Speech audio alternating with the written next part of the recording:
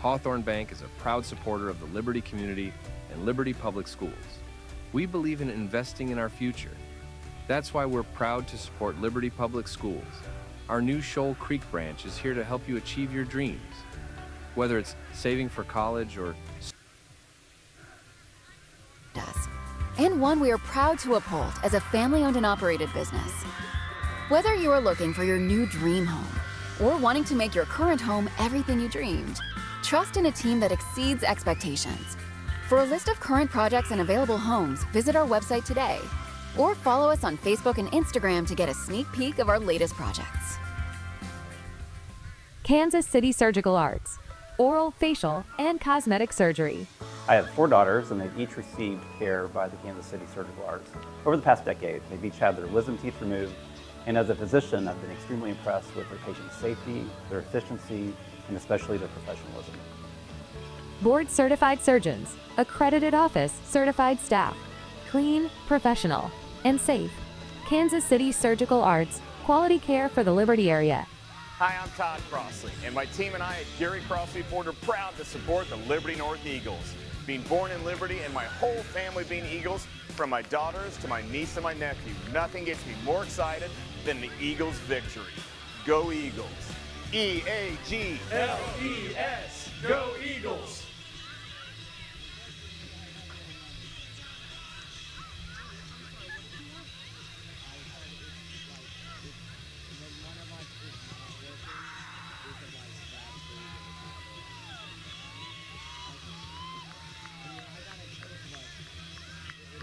Center field for the Silo Construction and Coin Toss. Please welcome tonight's officiating crew. Referee Jason Hill, umpire Brady Ogle, Linesman Parker, line judge Aaron Johnson, and your back judge Reggie Fuller.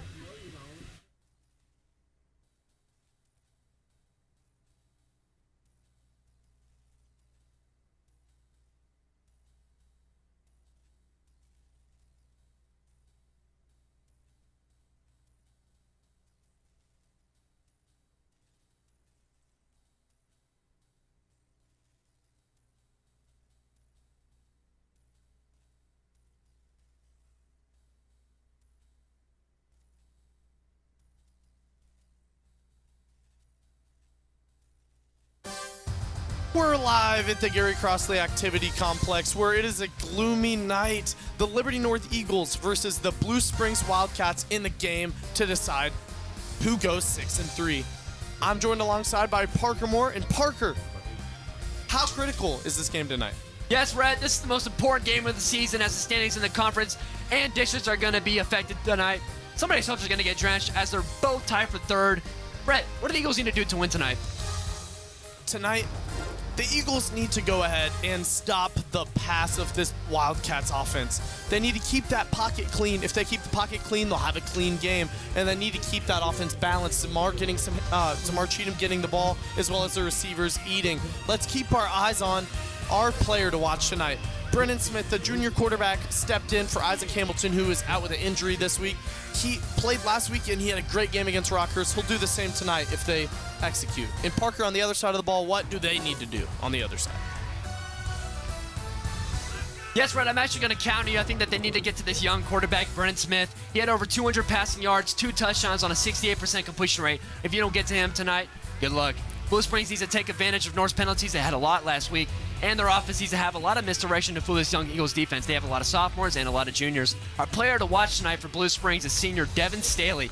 Man, this cat's been something special for Blue Springs as he is a star wide receiver and cornerback. 41 receptions, 491 yards, and 5 touchdowns. Man, what a stat line, and just to finish out the season.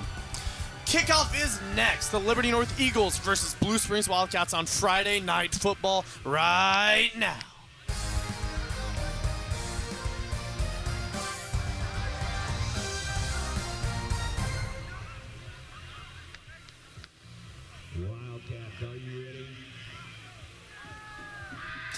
Parker, we're excited for this game, aren't we? It's a huge 100%. game. Last regular season game, right before the playoffs start. We got to talk with the Eagles coach right before the game. He said we need to be playing our best football before Week 10. And here we are before Week 10. both of these teams need to be firing on all cylinders. We're in for a good one tonight. I think so, man. It looks like the Wildcats won the kickoff, and it looks like they're going to kick. It looks like they're going to defer for the second half, which means that they're going to get the ball back in the second half. Man, we'll have to see what they're going to do here. As they're setting up to kick, the Eagles got their 2 returners back there. And number 96, Cesar Romero, off to kick it, and the ball is up, and we are underway. Tamar Cheatham catches it. Breaks that tackle, and he's up to about the 23-yard line. You see, he keeps his legs moving, and we'll see that as he gets handoffs throughout the night. But I swear his legs never stop moving, Parker. Yeah, I'm going to be honest with you, Red. Every single game that we are a part of, this special teams has just been something special. Coming out of the gate, you trying to get your players fired up. Zamar Cheatham usually is the person who catches it and just gets it going. Gets it good. I mean, they're on the 20 right now. That's some pretty good position. We'll just have to see what Brendan Smith has to go for his team so far. I think that they're going to come out on a run, but I think we need to look at Brendan Smith tonight. So Zamar Cheatham averages 121 yards a game. So I wouldn't be surprised if this single back lineup right here in the shotgun is just going to be an inside zone to the right side here. Oh, and they fake it. A good little screen popper right there. Yeah, number 17. Anthony Castaneda. He has been a good wide receiver for this team. Really physical player. He's a pretty tall guy. Yeah, first year starting on varsity. I mean, let's take a look at this replay. I mean, he gets through and he shakes a tackle, gets some extra yards. yards. A little bit. I mean, that's a good first play. I mean, we thought he was going to be running. So yeah, we thought they were running. Blue Springs wasn't fooled, right? No. And we'll see how Brendan Smith takes control of this offense tonight. It is his first pure start on a week where he knew he would be playing. And there's the run we've been looking for. And the guy you said that keeps this team electric, he gets plenty of yards there, maybe a yard or two short.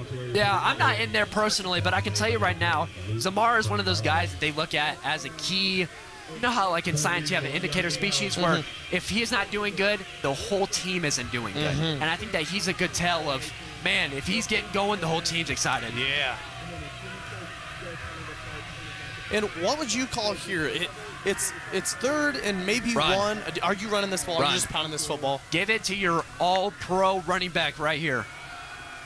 And they do just that. Oh, he gets the outside. Oh, and I think he just got it. It looked like from up here in the booth, he had a lot more, maybe green in front of him, but he smartly didn't keep going for the corner there. He just went to go get the yards, and sometimes we'll see that they cut too early. And that's the tricky thing when you run rattle. You think that you're running farther, but really you're actually making it longer for yourself. You think that you're running and you're going to get more yards, but we saw there, we thought he was going farther. He only got He was running horizontally yards. there. And this offense, a lot of it is north and south. It's not a lot of east and west running. Probably so that was a here. little bit different of a play. Maybe he took that cut himself because the lanes weren't there. Oh, and look at that. Wide That's a nice open. draw play up to the 52. And that's a great play call because you go 3 straight runs, and they know how great Zamar is. You go 3 straight runs, and then you go a draw play out of the shotgun. Draws are either really good or really bad, and that one, as we see right here, really good. In the open space, getting extra yards and just putting his feet down and moving. Well, I mean, you got to give props to this Eagles offense. The offensive line, I mean, they are just giving wide open gaps. For sure. Is that a testament to the Blue Springs Wildcats defense, or is that a testament to Blue Springs offense? Or, I mean, the Blue North offense. Hey, and right there, you speak it into existence. The Blue Springs, keeping them to 2 or 3 yards a carry would be a victory for this team. 100%. Your goal is to get a young quarterback, well, young in the sense of starting, this junior quarterback to throw the ball. You want them to be in a throw-it situation, 3rd and long, 2nd and long. You want to make them throw the football.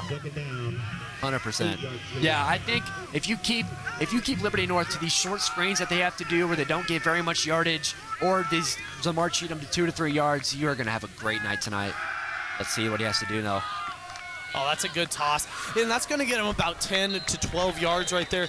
And your pass catcher will be number 4, Jackson Proden. And we've had him for player to watch a couple days, man. He is just something amazing. Oh, look at that route. He put it right behind him on that back shoulder. Yeah, nice and placement. we talk about hospital balls a lot, especially at the high school and college level. Right there, he's leading the receiver into the open space instead of into the defender who's looking to pop him. I can promise you that's what the coaches want to see. They want to see your quarterback making good space for your wide receivers.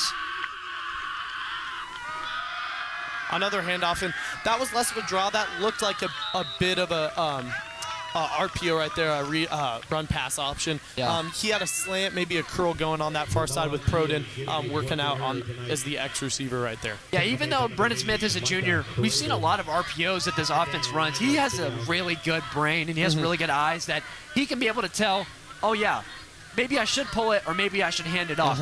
He has been amazing at being able to tell when the defense is coming down, when you have that blitz linebacker. He's been amazing at being able to tell that, and we've seen it so far. And we have 4 receivers wide here. I wouldn't be surprised if we go ahead and pass this football here. Or not, or maybe not. Count me wrong. We had 4 receivers. The Eagles had 4 receivers wide. Thought they would. Blue Springs were not fooled, though, and that's why we're up in the booth, Parker, and they're down on the field in the trenches. Yeah, I think, man, this Blue Springs D-line it's pretty good. I think that's why this is going to be a great matchup between Zamar Cheatham and the Blue Springs O-line, or D-line. I think that it's going to be a great matchup in the trenches tonight. The linebackers are pretty good as well. Yeah, so it looks is like their Zamar. tracking's pretty good. And we're going to see this 3rd and long I was talking about. This is what you want to have to do in the pass-only option right here. Oh, and he sailed it over his receiver. Actually, there may be a little miscommunication there. I think Proden left it because he thought the receiver behind him was going to catch it. Maybe we'll get a second look on that, but I'm not too sure. That looked a little tricky. I think they're leaving him out there, though, Parker. I think so. It's a tricky spot. The kicker, Matthew Dembski, has a good leg. But, hey, do you want to risk it? You could get 7. And we got a trips right lineup right here. We're looking at Castaneda and Proden on the same side. That is a deadly combo. Proden's in motion. He'll flare back out. Blitz from the left linebacker here. Oh, and it's not out of bounds. Just misses it. And the guy running after him is number 20, Luke Crandall. Just good pursuit right there, keeping the pressure on Brennan Smith, getting him out of that every play motion right there. Yeah, and now the Liberty North defense comes out into the field. They have been pretty good the past couple of weeks. They have really turned it on.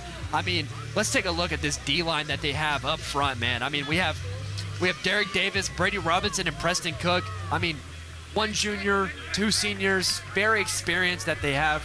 Brady Robinson is a first-year starter, but Derek Davis and Preston Cook have been just amazing all 4 years here at Liberty North. And this is after they lost their nose tackle. They lost Jivy. Yeah, they Jordan lost Ivey. Jivy last year, and I thought Christian Wood played nose tackle now, or is he just a lineman? Yeah, I think he's more lineman, but Okay. I mean maybe that's I just thought he played on the D line. I thought he got injured. Oh, and this passing attack from this Wildcats team, I can't say enough. The quarterback Wyatt Erickson actually leads the whole conference in passing yards. He's at about 1,800 passing yards, nearly double as many yards. And you'll see they're trying to get him going early with this screenplay that the corners of the Eagles blow up. This is some good tackling, good pursuit, and this Eagles defense, this is what they're looking to do. 2nd down, 11 yards to go. Yeah, like I said earlier, they need to really get in this direction for this young Eagles defense. We have a lot of juniors, and we saw there Tucker Gammett. He's a junior making those rookie mistakes, missing those tackles.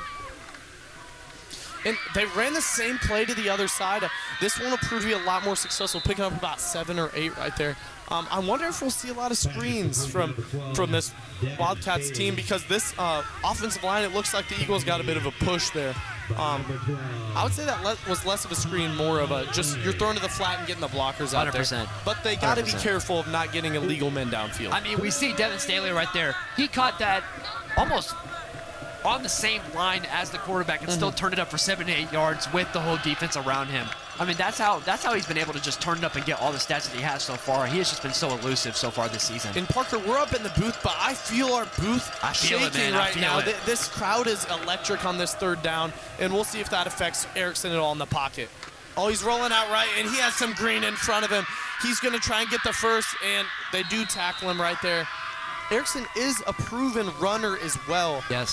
Something that is not talked about nearly enough. He has been mostly a pocket passer this year, but that's been what's demanded. Look at him turn the wheels on. I mean, when you ask your quarterback to be great, that is something that you're looking at. Can you be looking downfield, but also see what's right in front of you? See what your line is giving you and see what the defense is giving you. When you have man coverage like that, you had Trey Newman out covering the flat, looking for somebody he could follow, and he just left that wide open. You see that in the NFL. You see that in college all the time. Oh, we got a flag. Do we have pink flags tonight? I think we do. I'd love to see it. I'm guessing it's for cancer awareness. That is beautiful, man. Prior to the snap, false start. False start. Wow. 5-yard penalty, replay first down. I'm thinking the motion got him a little out of whack right there on number one. Zay Heidi was in motion right there. He's the junior wide receiver for this Blue Springs team. Little bit interesting formation from them, a little bit bunch with an X receiver out to the right. We'll see what they do. They got a few people around that backfield. Oh, I saw a little bit movement early there, but the play continues. It's that same play. I'm wondering if that motion is messing them up because it's the same exact play call, looks like. Yes, but I saw that on the line. It is a little bit tricky, though, for these young wide receivers because, you know, when you get into that false start for the wide receivers, it gets a little bit tricky. What's a neutral zone infraction? What is wide receiver? What is the false start? It's hard to see. But, man, our player to watch, Devin Staley for the away team. Let's see what it's going to be exciting to see what he does tonight. I feel like he's going to turn it up today. Well, he actually leads the conference in receiving yards right now. Man. Like I said, this Wildcats passing offense is electric, and a clear back set right here, and we'll see what he can do with the ball in his arm. Trey Newman in pursuit. Let's see if he can get him. He could not. A nice catch from number 4, Brock Banker. And he's only 5'9", getting open and moving like that. It's really impressive, frankly.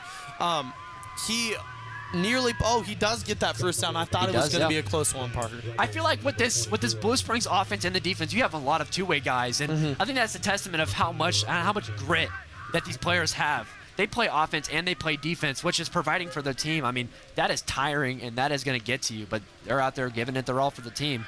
And there's that draw working for this Blue Strings Wildcats offense as well with Dante Olberg. Getting a few yards, similar to how Cheatham did on the other side of the ball. We're going to get another look at this. Look at the blocking scheme right there. They're leaving that B gap wide open between that center and that right guard, and he's just bulldozing through it. That looked great. And that's the tricky thing that you have to look at when you're Coach Stamps or whenever you're just this Liberty North defense. They have just been a double-edged sword. The passing game has been amazing, and the rushing attack has been amazing. It's hard to guard. They're going to run that same play, and they're getting some chunk plays here. That was 2nd and 1, and a lot of teams would look at that as a time to take a shot down the field. We see that a lot in the NFL, but right there, more conservative approach against a team they need to win tonight. 100%. These teams are super well balanced and evenly matched as their records depict, right? But this is a must-win game, and these coaches are coaching like it. Yeah, we'll have to see what they're going to do here. I think honestly they're going to keep with the run, but they have 3 receivers out left in a trip formation here, so we'll have to see. Oh, one's motioning over. As you see, we only have 3. Oh. And it looks like we have an apparent false start on the offense here, but we'll have to see. They're struggling tonight with this motion. False start on the offense. Yeah, the motion is tripping him up a little bit. This formation does look a little tricky. I wonder if his cadence is being thrown off by this crowd at all. We've heard them definitely get a little bit of effect on this quarterback Erickson today. We saw 4 wide receivers wide there, Parker. Is their offense is looking to pass? How can they sell the pass but get the run going as well? Yeah, I think that they're going to try to use both. I think it's more of a decoy. I think they're going to hand it off to Dante Olberg. And you're just right. Here. Wow, what a hole. Wow. That I actually believe was Corey Mayfield, their backup running back. Looks like maybe a two-headed dragon here in the backfield. Some good lead blocking even from a 5'9" receiver out there. Yeah, I mean, that's a good play. I mean, we can only talk about the running back so much, but we can also talk about the blockers that he has blocking for him. Wide open, and that's what you love to see there. Coaches are going to love that, and you're going to get more playing time if you can block. Number 72, Mason Markle actually led the charge there, and he got at least 5 yards down the field holding his block, and we'll see a lot of him tonight at that left tackle role. Dennis Staley at the bottom of your screen. We'll see what he can do right here. And they're pressing him right off the line. I don't know if that's smart. Look at that release. He looked good. Oh, that's a hole in the defense right there. And that looks like Wesley Jones. He's a wide receiver, or he's a tight end, and he's a defensive back. Man, way to get open. Tight end getting that open. That's going to be pretty scary. They shouldn't be able to move like that. Looks like they ran a bit of a wheel route there. They had the tight end not starting in the slot, but inside the more like wide receiver role, and they're having him roll out and the motion inside, maybe a curl low, leaving a hole right on the outside the numbers there. Yeah, that little dig that he ran right there really got him open. You have all those crossers coming across, though. But we have number 1 motioning over, hands it off. Gets about 6 yards there. That'll be Corey Mayfield yet again. They're looking to get a lot of people involved here. Look at that blocking. They win inside. You win against Derek Davis. He's a big stop of the run, and he also has 4 sacks on the year. So 100%. You're looking at stopping their best defensive lineman. Then you're looking at some success on this side of the ball. Yeah, I mean, so far, this offense, this O-line has just been blocking so good for their running backs and for their passers. And just with 1 minute left, they're going to hand the ball. 1 minute left in the first quarter, they're going to hand the ball off. Oh my gosh, he fumbled on the goal line. Oh, it fumbled. Oh, they called it a touchdown. I did think he reached across. The ball did pop out. I wonder, we're going to get the look at this. Mayfield is reaching across that goal line. Yeah. Whoa, I don't know about that. If we get a better look down the line, I think they can't really debate that, though. We don't have a lot of replay, and we don't have the artificial intelligence in the ball, do we, Parker? Like the NFL has now. I mean, yeah, there is some different rules here. Kicker kicks it, it's up, and it's good. 7-0, Blue Strings Wildcats getting over the Liberty North Eagles at the Eagles' home. We're going to see how much that takes the crowd out of play, Parker, because this crowd is something that the Eagles pride themselves on. The Navy works hard every game to get a lot of people to the game, cheering for the game, even in the unfortunate circumstances that is this weather tonight. As we see, even up here in the booth, the dancers and the cheerleaders they have all their jumpsuits on and everything because it is truly too cold to be out here in anything else. But I mean, honestly, that's what you love to play in. You love to play in these interesting weather games. I mean, it was just raining earlier. It's kind of sprinkling. It's kind of still sprinkling now. It's still really cold, below 50. I mean, you love to play in it, but your fingers kind of get a little stale. Your body gets a little stale. So I think that the coach is going to try to keep their players up and into it. They got to keep them going because come halftime, you're going to be running out of energy. So you got to make sure that you're keeping up. For sure, and yeah, just like you said, these are the games you should love to play in. 100%. Just to look at the guy 100%. across from you and say, I'm stronger than you, I can handle the weather better than you, 100%. and I'm going to beat you right now. 100%. Yeah, testament. I mean, when you have high wind or you have really cold games, this is what tells us who's legit. This is what tells us who's legit. Especially going into playoffs, Parker, 100%. because this is going to tell us who's going to bend, who's going to break. Liberty North played in a rain game a few years ago in state, and you know what they did? They went and beat CBC in that championship a few weeks later. And I wasn't at that game personally, but oh my gosh, Zamar Cheatham going for 40-yard return. Just like you said, absolutely electric. I'm telling you, man, Zamar Cheatham leads this team to success. If he gets going, this team will get going. Let's look at this replay here. Look at the blockers. I mean, look at him go. Come on. He's carrying 3 guys on his back. Look at that. That's ridiculous, and that's why he averages 120 yards a game on the ground. Yep. Not even to mention his all-purpose yards, Parker. Yep. He's a stud, and this Liberty North offense knows it. And this special teams knows it. They're putting him in positions to succeed, and the blockers in front of him, they know how great he is. They know no block is unused, and they keep going out there and fighting their very hardest. Yep. Let's see what the offense is going to do here. They had a risky 4th and 8 that they decided to go for. It ended up not working for them, but we'll see what they have to do here. They're playing man coverage here. Gives it to Zamar. Tackle for loss. Not what you want to start your drive off with, but not the worst. Yeah, for sure. And I see the Eagles run a lot of trips right, trips left. They're having 3 or 4 receivers out there, but they're running the ball into this Blue Springs Wildcats four front defensive line right here, and we only have 15 seconds left in this clock quarter. running out. Let's see if they get a play going here. I wonder if they decide to snap it. I'm guessing they're just trying to get him to jump, and they're not going to jump it. Yeah, I wouldn't be surprised if they're just trying to get him to jump. Oh, my gosh. They were going to snap it, but they got it off late. That's the end of the first quarter here from Liberty, Missouri. The Liberty North Eagles down 6-0 to the Blue Spring Wildcats after this.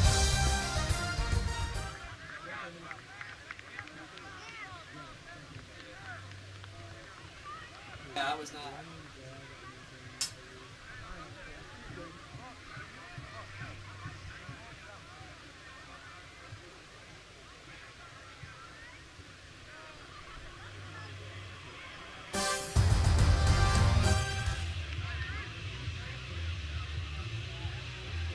Ladies and gentlemen, at this time we would like to say congratulations to this week's Eagle Football Teacher of the Week, sponsored by Liberty Hospital, Miss Kelsey Mayad.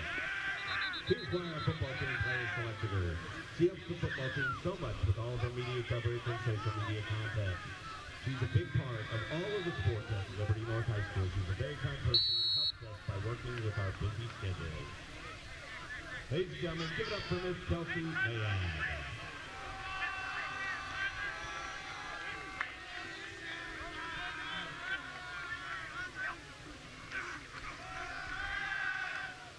And we're back.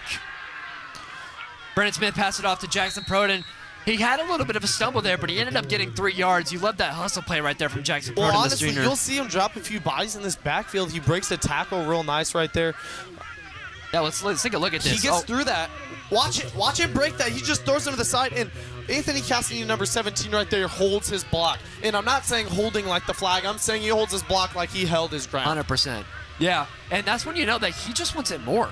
He just wanted it more than the other defender, and that's what you want to see. And we have Proden just wanted Proden it more. and Castaneda right here, both on the same side. That can be pretty electric. You got a linebacker and possibly a safety coming up on Proden, and we'll see what route combination they run. Oh, it's going to be a little short. That's a nice toss right there, though. I'm guessing that spot is a little generous, but it'll be about 4th and 1. If I'm the Eagles, I'm going here. Yeah, You're but I down mean 7-0. that's where you kind of have to go to the. Do we go for it? Do we not? Because the previous 4th and 8 that they had wasn't successful, but you're also a lot closer to 4th and 2. This will be interesting to see what they go. It looks like they're going to actually take their special teams out into the field. Isaac Hamilton to punt now, which is kind of interesting to look at. Isaac Hamilton isn't playing quarterback anymore, but he's punting still. So is it something to do with his arm? Is that Hamilton? Yes, that's Hamilton. Yeah, he's punting, but he's not playing quarterback anymore. Interesting. It looks like the Eagles have honestly moved on. Uh-oh. Whistles on the field. Maybe a possibly an offsides. Oh, an Eagles timeout. I was about to say, I didn't see any laundry out in the field. Yeah. It's their first charge timeout.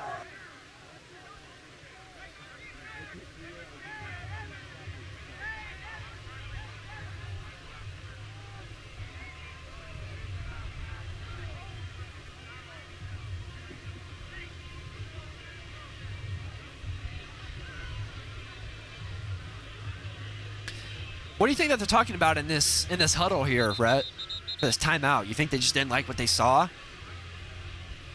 Yeah, I mean, I'm thinking they're talking this over on seeing whether they should go. They got to find a play they're really confident about. They're at this 49-yard line. If you lose it here, they're only 25 yards out from a field goal attempt. And seemingly right now, this Blue Strings Wildcats offense picked up 25 yards with ease on their last go-around. Yeah, and I mean, a big factor of this game, if you squint, you can see at the top of the screen, it's raining. It's getting on our cameras. It's getting on the field. It's getting on the players. Going to make the ball more slippery. Be looking for fumbles and be looking for loose plays. A lot of drops. A lot of fumbles. I mean, we could see a lot going on. A lot of missed kicks. They're going to go for this 4th and 1. What do you do? Oh, my gosh. The RPO, we're seeing that again right to Proden. He's been their most prolific pass catcher. That's a good play. Almost batted down. Good job by the Blue Strings Wildcats there to minimize the damage. And some words being said on the logo of Liberty North. We're going to get another look at this. Oh, that's a nice toss. Proden gets open on the curl route. Yeah, I mean, Proden has just been the go-to guy. He has really emerged as just the go-to receiver. He has proven himself as such a good receiver.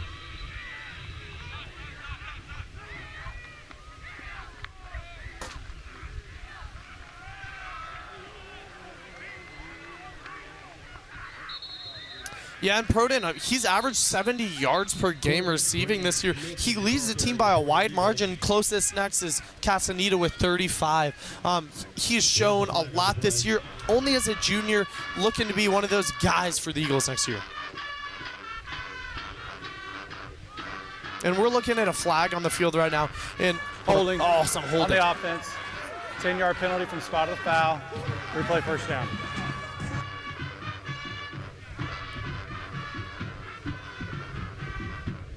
Yeah, it looks like we have some laundry on the field there. Holding, that's not what you want to see. And like we talked about earlier, they need to stop with the defense needs to capitalize on these mistakes because they just keep punishing themselves. North has been having a lot of penalties recently, and they need to figure out a way to fix that. And Parker, high school ball is a little different. It's going to be first and 13. It's interesting here what they're going to do. I wonder, yeah, they're going to drop back and pass. Oh, he's getting pressured. He's rolling out now. Oh, and it's dropped. It's incomplete. That's a good play by that DB right there. That's going to be one of their DBs out there making a great play on that ball. Yeah, I mean, we're up in the booth here, so we can't see that good.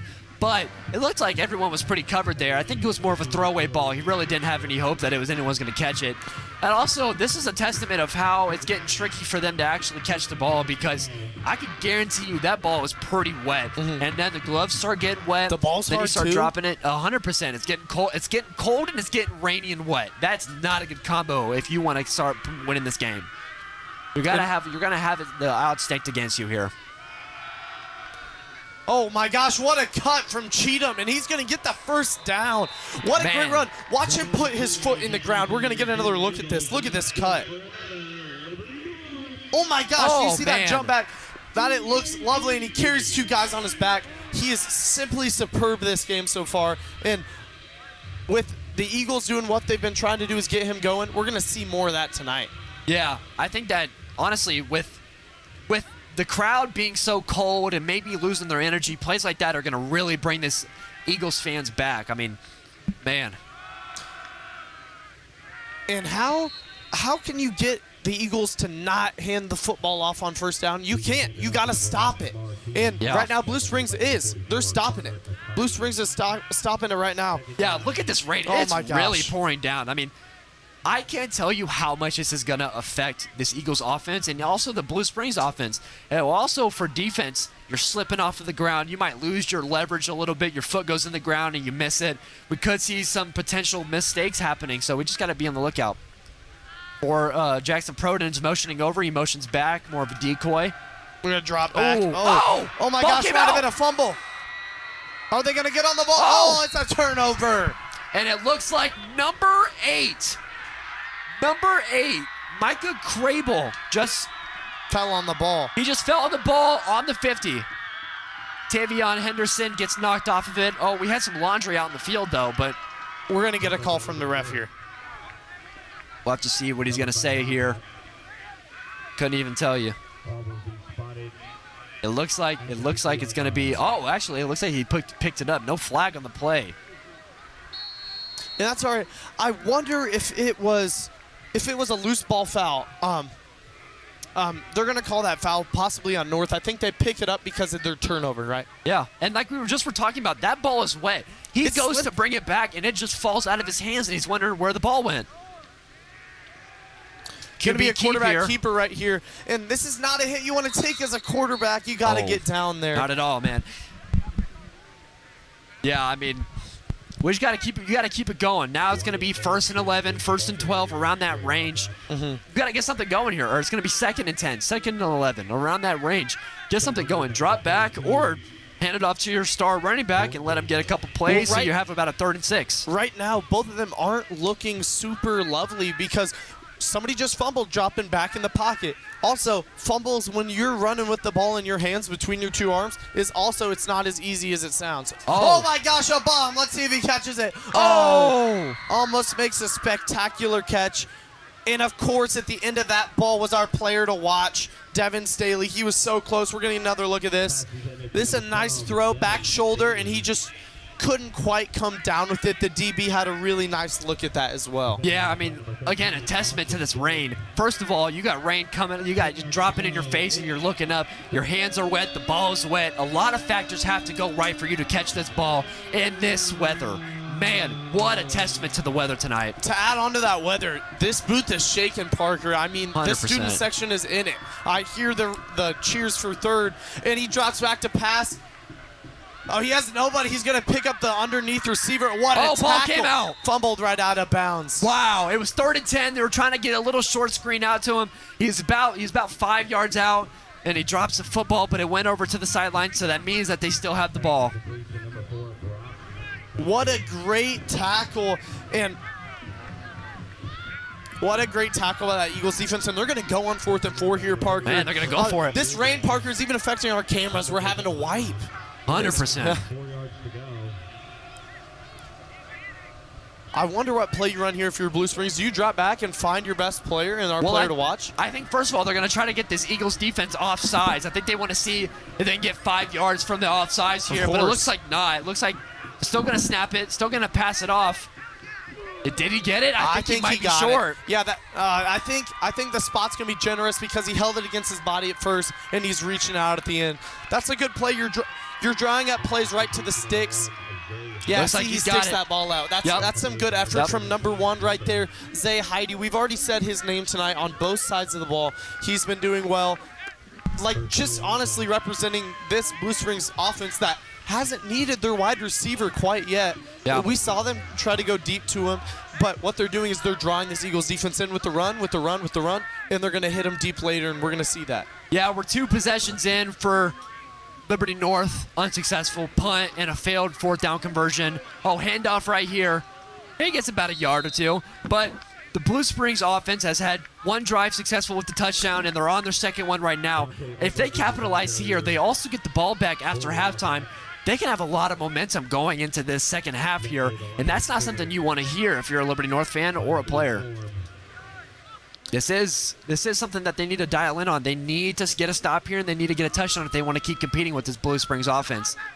For sure, and they're gonna have 4 receivers wide right here. I wonder if oh my gosh, QB keeper. Oh, and that's a nice lick on him right there. Some good blocking, and this quarterback's quick. Yeah, you know, we see a lot of passing yards from him.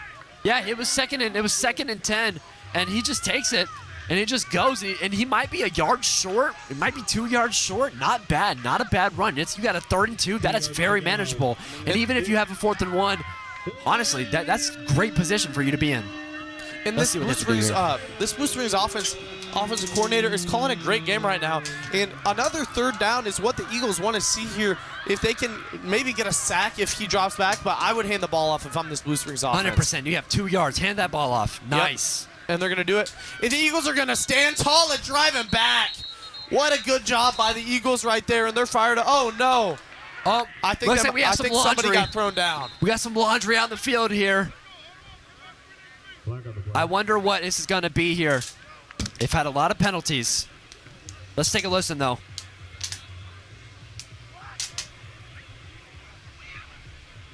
Well, it looks like we're going to wait on the call here. It's looking like it's going to be this against the Blue Springs offense right here. Yep. All right, let's take a listen.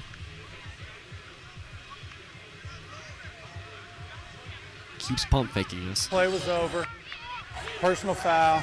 Necessary roughness on the offense. Oh, wow. 15-yard penalty from the previous spot. It's going to be 4th down. And I feel like that's almost a testament to this weather. You have a lot of slip-ups. You have a lot of, things that you don't need to do. It's 4th and 10 now. Or actually, that's 4th and 16. Let's take a look at this.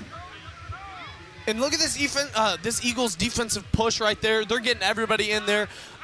I saw the linebackers, corners, and defensive linemen. All 3 levels of this defense getting involved in the run game is what they are looking for. And we're looking at a punt right here with returner Jackson Proden on the receiving end. Yep, and this is the key and ideal area for... Oh, the ball comes up. And it's probably down on the 15, around that range. I mean, that's not bad. That's a pretty good punt. And we're seeing this Eagles special teams and defense get real chippy. They're getting frustrated. It's cold, like you said, testament to the weather.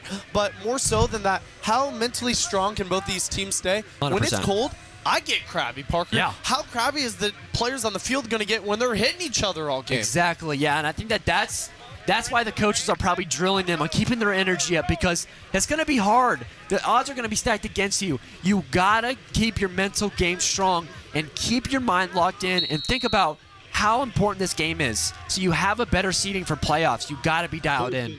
But they start their drive on the 15 and the 20. See what they can do here. See what they can create. And Parker, I've seen a lot of man-to-man from this Blue Springs defense, and they're pulling a lot off of Jackson Proden in the passing game. And we're going to look at a run from Cheatham right there. I could have guessed that, but Proden is getting a lot of great release in that slot. They're trying to hide him in the slot because their corners are playing on both outside receivers, and they're having a linebacker guarding Proden, which is not a good matchup for this Blue Springs defense. 100%. Yeah, I think of what you talked about earlier about having a balanced offense is something that they're really keying on right now. They've had a lot of good passes and a lot of good running plays, and they dump it off to Cheatham here. And he's going to lose maybe a yard or two. TFL there. I figured that might have been his best play. I don't love the play design there. You only have 1 or 2 options, and when your pass goes behind the line of scrimmage and you have no blockers ahead of him, you're expecting him to do something miraculous. And while Cheatham is capable of that, you don't want to expect that from him. Yeah, we have 3 minutes and 24 seconds left in the quarter before halftime, and you don't get the ball back second half. We better see some big plays here. Man, I'm definitely dropping back right here. And you got Proden in motion. They're going to throw it to him in the flat. That's a good block, and he's loose. And that's what I'm talking about right there. That's the big play that they need.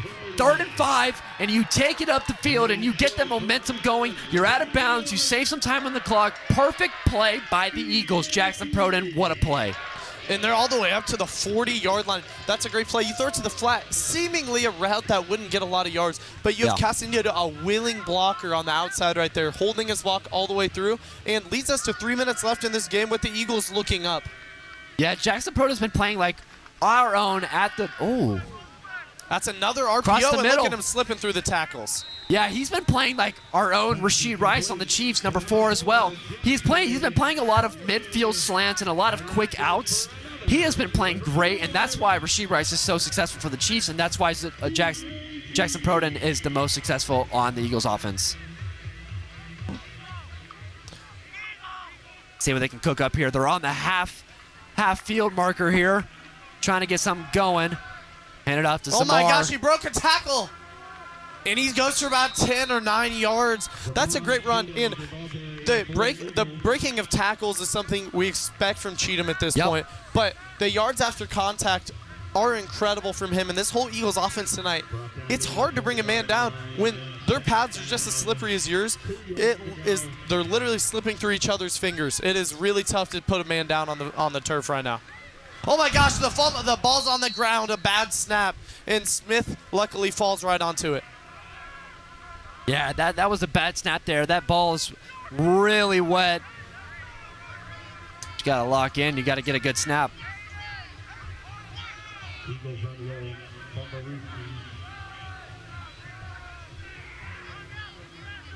Already we got 1 minute and 35 seconds left in the game. After a bad snap, it'll be 3rd and 7 with the Eagles dropping back, supposedly to pass right here. And I'm looking at number 4, and I'm looking from 4 to 17. They're going to get him in motion to see if they can find something. Oh, and he's going to get dropped in the backfield. Man, his old lineman looks like he pushed him into him. Let's take a look at this replay here. And it's going to be number 8, Michael Crable, as well as number 98, Caleb Williams. Oh, no, that's not what you want to see here. Yeah, you do not want to punt. You do not get this ball back. We're approaching 1 minute and 3 seconds till halftime, and they're punting. They don't get the ball back. We've seen number 8, Micah Crable, in that backfield plenty of times. He was the one who picked up the fumble on Smith last time. He is getting that half sack awarded along with David Clark. And those are 2 huge plays that turn this game around. If they complete a pass there, they're still rolling. There's 1 minute left. They have 2 timeouts, and they're looking at the end zone. But due to his play, they're having 2 punts, right? 2 turnovers. Yeah. Yeah, I feel like, and we talked about this. A lot of turnovers are going to be happening tonight, or maybe turnover-worthy plays where you drop the ball, you fumble the ball, you got to fall on the ball. A lot of that's going to happen. In my opinion, it's whoever's going to be able to capitalize the most on those mistakes, because they will happen tonight. The mistakes will happen. It's just who's going to capitalize and who's going to make the biggest plays out of those mistakes. And Parker, in our open, I talked about keeping the pocket clean for Brendan Smith, and tonight it has been anything but clean. They've had to run RPOs to get that defensive line 100%. To stop pushing, and we're looking at a punt because that offensive line simply couldn't keep Smith a clean pocket. 100%. And that's going to be a nice punt. They're going to down it. Looks like he didn't get it. It will be a touchback, and it will go to the 20. And that's actually the long snapper getting all the way down there. That's going to be Quinn Babbitt. That's a really impressive athleticism. Sadly, he couldn't flick that ball back. It looks like he surely could have did it, and then that rain is going to trip him up and make him slip a little bit. It's really tough, especially for this special teams to get their hand on that ball. Yeah, we got 53 seconds left in this first half.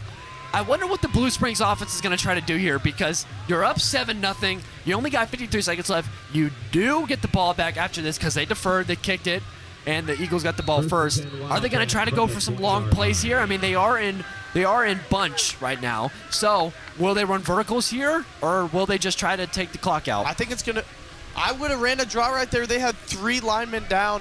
Oh, my gosh, bad throw.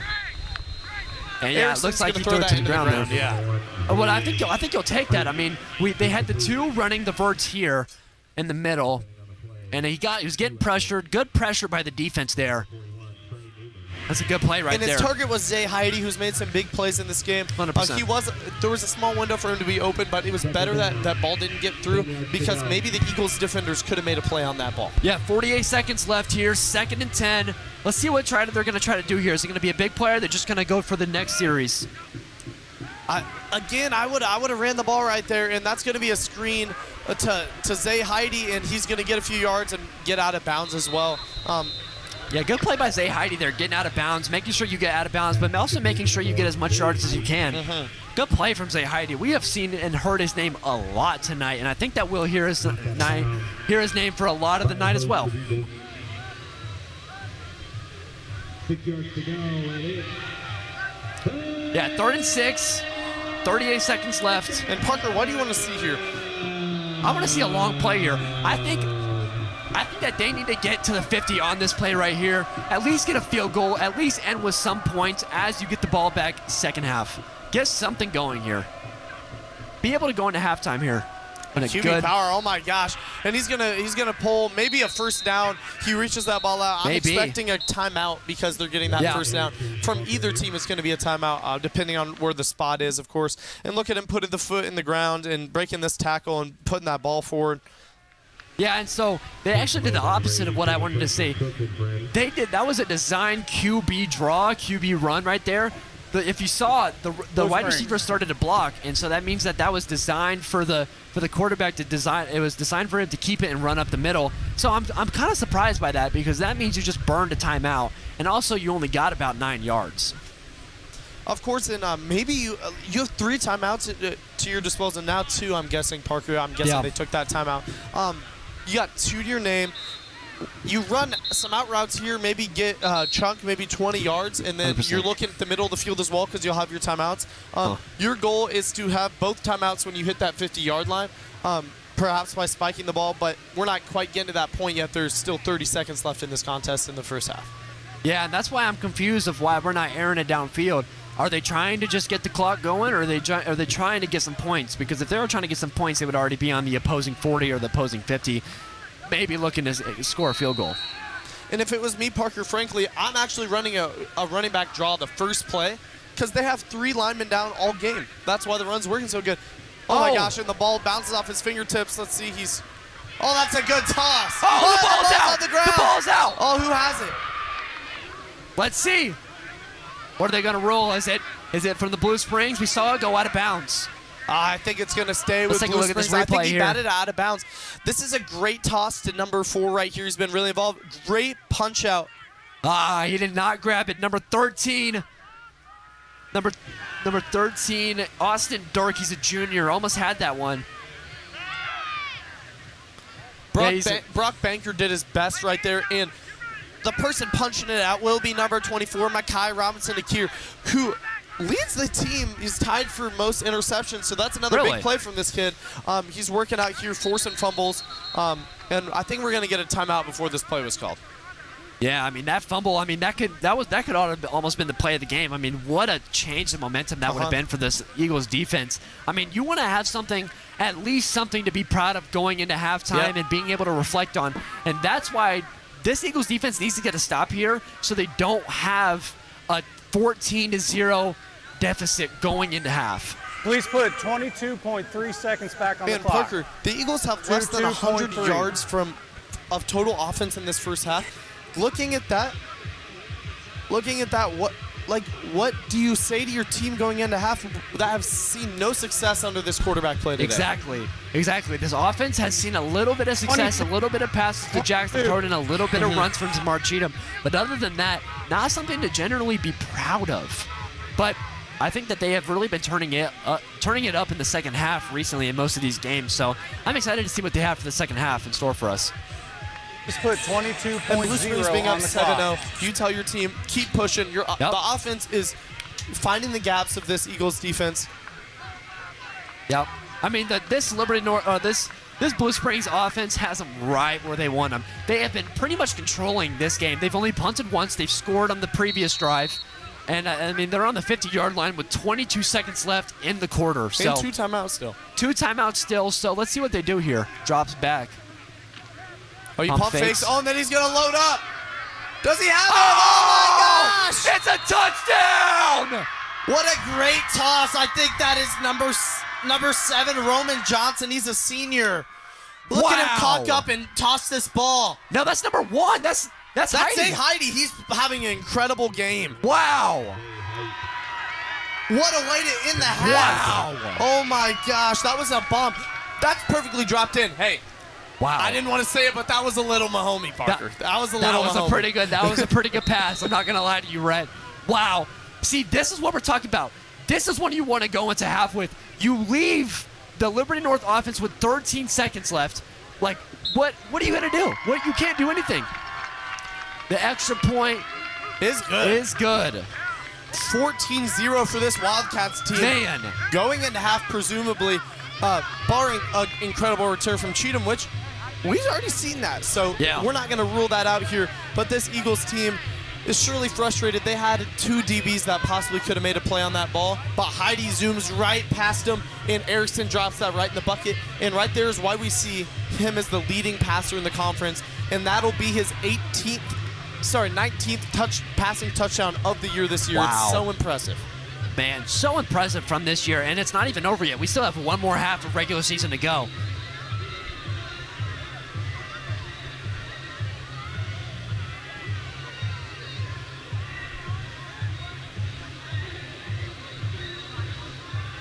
And I'm seeing all smiles on that Blue Springs sideline, and a whole lot of not that on the Liberty North sideline. But if you're Liberty North, you're looking at it like this. They can't guard Jackson Proden. They haven't to this time. And they haven't been able to guard Zamar Cheatham really in the run game until they started putting 4 linemen down on the other side of the ball. So when you see that, that should be an indicator to you, Parker. We got to throw to Proden. We got to get the ball to 4. We got to spread the ball around because Cheatham can't be your only solution to being behind the sticks. Yeah, you got to do what you know you can do, and sometimes you have to fall back on that. But at the same time, they know that you're going to fall back on that, so they're putting double coverage on Jackson. They're putting more people, more linebackers in the box whenever they know Zamar is going to get the ball. Stuff like that, you have to figure out what your weaknesses are and what your strengths are, and you have to make both of those good. Waiting for the kickoff here. Ref comes out, pointing at a. It's going to be a delayed game, Parker. I saw that clock go down, so they're going to move that on back 5 yards. That may make a difference in this return, Parker. It could. It honestly could. High school kickers normally don't kick it out for a touchback, and right here we're seeing Zamar Cheatham and this returning unit get this ball presumably 5 yards farther up the field. We'll see if they do kick it to the other returner, though. The Eagles have 1 more returner out there. I mean, I would, Parker. I would not kick it to Cheatham here. Even though it's only 5 yards back, the last thing you want to do is give Zamar Cheatham even less yards to go. You want to make sure that you are keeping him far back as you can. Presumably, they want to keep them back on the 20 or even the 10. They don't want anything productful there. What? And he ended up fair catching that ball. They ended up hitting him, which... Yeah, Edward Massey tried to catch that, and he fumbled it a little bit. Right there, that's what I would have done. However, if I'm the Eagles there, think about it. That ball would have landed out of bounds. Yeah. You let that roll out, that's what, 15 yards? Yeah, that's 15 yards right there. Yep. But that puts you on the 50 almost. But that's the thing that we talk about is these young mental mistakes. That was a sophomore there, Edward Massey, who kind of fumbled that.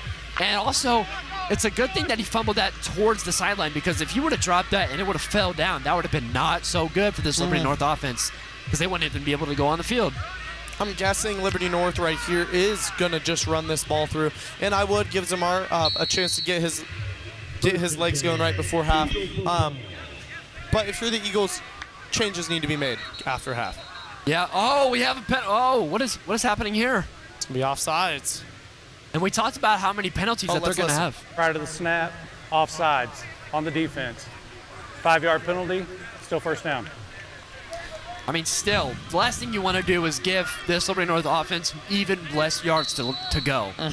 You want to keep them back as far as you can. You have 11.5 seconds left on the clock in this quarter, but they're just going to run it out.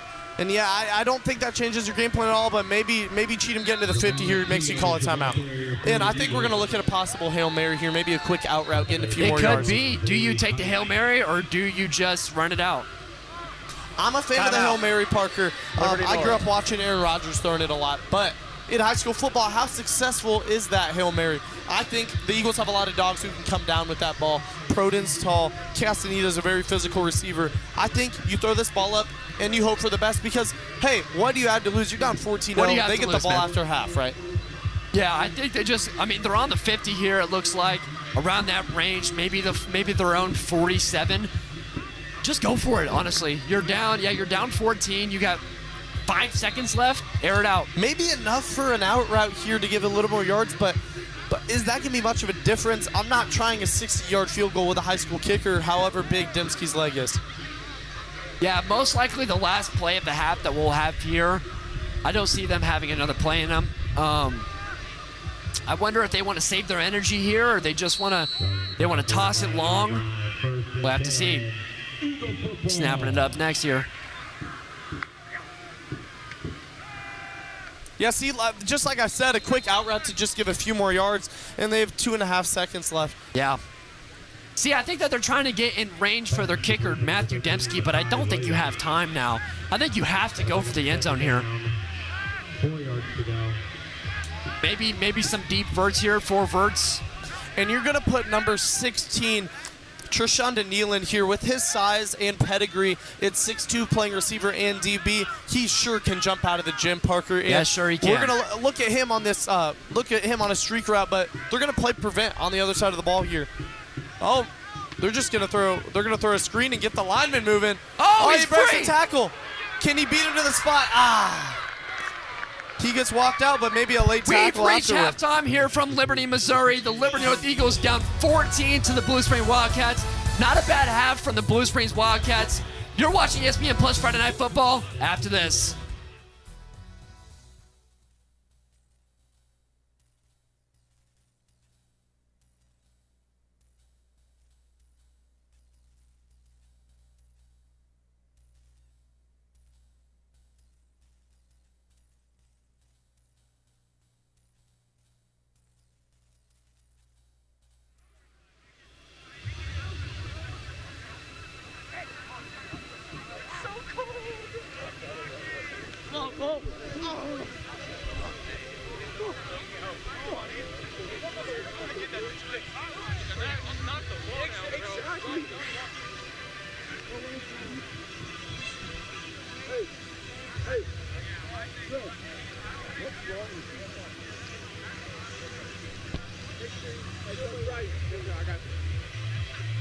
Hey, with the way them outside linebackers are getting out on the...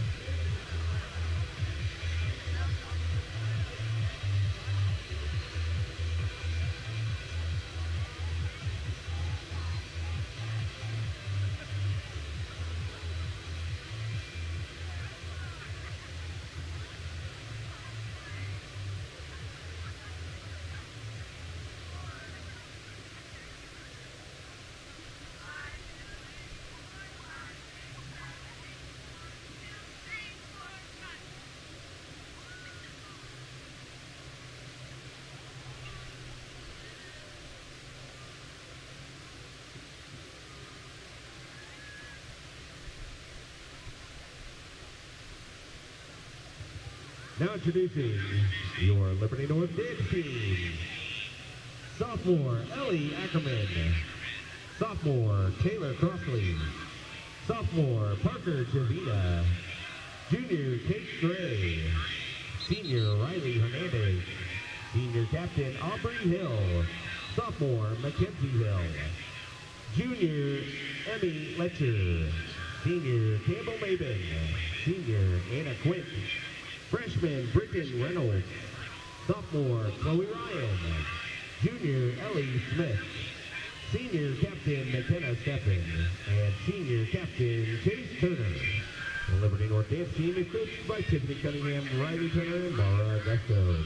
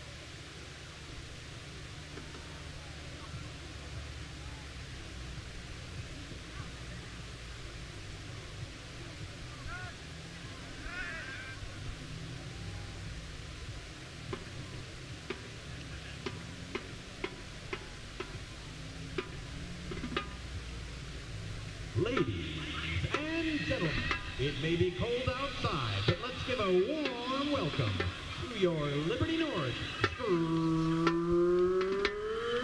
Eagle Marching Band. The group is under the field direction of drum majors Joe Zion, William Cannon, Adelina Knight, and Seth Nichols. The band will perform their 2025 show, Queen Legacy. Tonight's selections are Bohemian Rhapsody and Another One Bites the Dust. This evening, the Screaming Eagles will do their first ever light show as a special treat for their home fans. We will be turning off the field and track lights for tonight's performance, so please be careful. Drum majors, is your band ready? Yeah, so we have a glow-in-the-dark performance coming in from the band today. That'll be pretty cool. I've never seen this before.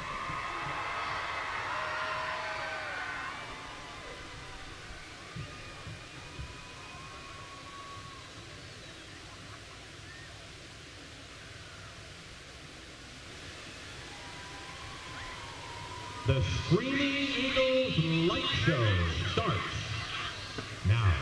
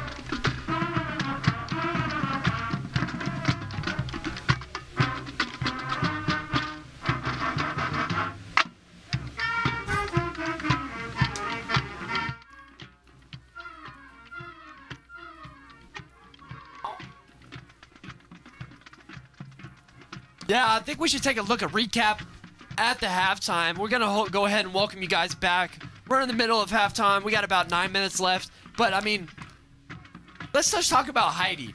He has just been an absolute dog for this Blue Springs offense and defense. He's making plays for both. I mean, let's go ahead and Take look a look at at this broken tackle right there. He reaches forward and gets that first down. And then look at this bomb. He just catches it right over the Eagles defense. Gosh, it gets me fired up, man. Oh, my gosh. What a play. That ends the half. That was perfect ending for them. Zay Heidi has 3 catches on the day. Yeah, but I think we should also take a look at the other side of the ball. Let's look at Brendan Smith. Let's see what he's got going on right now. Let's take a look at this. Okay, Yeah, I mean, let's look at this. I mean, oh no, that's not what you want to see. And then number 8 there with the amazing hustle. Number 8, Micah Crable. We'll hear his name a few times. A little slow down in this for you, and then a sack. He gets around him and brings him down. He's having a great game. Yeah, that's not really something that you want to see, but let's take a look at this glow-in-the-dark band. This was a really cool performance, Rhett. This was really nice to look at. We've never seen something like this. Yeah, but we're going to go ahead and throw it to an interview of a band person who was pretty much telling us about this, and it was really cool to look. So let's take a look at it. With the new glow-in-the-dark show being prepared, how does your practice look a little different? We're pretty much keeping up with the same practice we've been doing where we focus on getting to our spots and running the music and everything. The only difference is we'll be in complete darkness. We have one rehearsal this Thursday at 8 p.m. where we're just going to work in the dark and we're going to attach glow sticks to our instruments and little twinkle lights and wear light-up visors and everything. So yeah, we're really trusting the work that we've done the rest of the year. We're just doing one extra rehearsal Thursday night, and that's just for extra practice, doing something we've never done before, just finding our spots, staying in time, all without really being able to see that much, and also just testing out how the lights will work on everyone.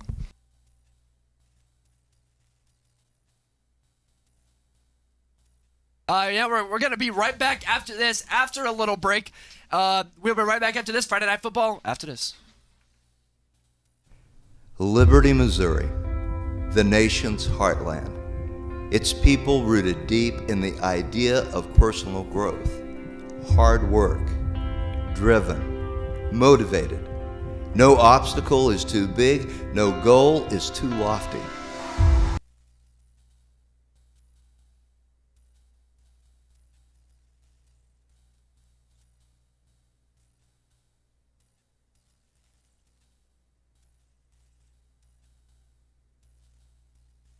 Yeah, Parker, I mean, that first half we saw plenty of big plays, including that long bomb and a fumble in unfortunate circumstances for the Eagles.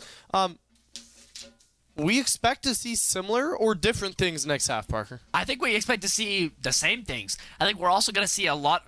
We're going to do a lot. We're going to see a lot of mistakes. I think we're going to see a lot of big plays as well, but it's kind of hard to tell because of how this weather is going to be affecting. It's cold. It's gloomy outside, like we said earlier. But it's just rough. But let's take a look around the Metro. We have some pretty good games going on. Liberty at North KC, Staley at Ray-Pec, who was 0-8, by the way, I should add. Dude, that Liberty North and North Kansas City game, both 7-1. That's a great game. I saw North Kansas City live against Park Hill, played a hell of a game. Their running back is incredible.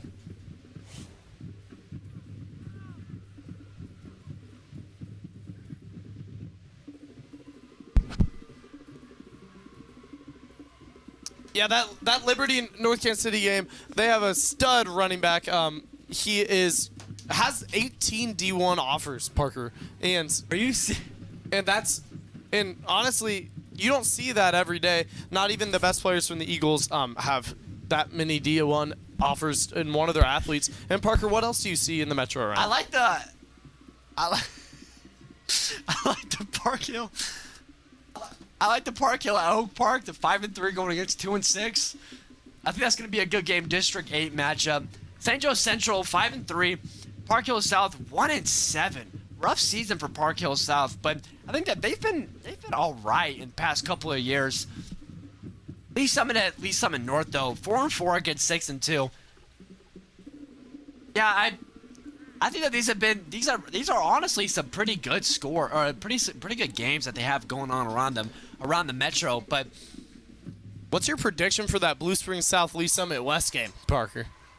I mean, that's That's the Park Hill game as we're getting it 45-0 with 2 minutes left. Bottom right corner, you see right there, 5-3 versus 2-6. Man, that's a pretty big blowout. My cousin plays at Park Hill. He's their number one receiver. You serious? I'm hoping I get a text after the game that says, "Hey, I had 3 touchdowns." But that's incredible. 45-0. That's insane. And we're not expecting to see that here, but we're on the way there at 14-0 in half.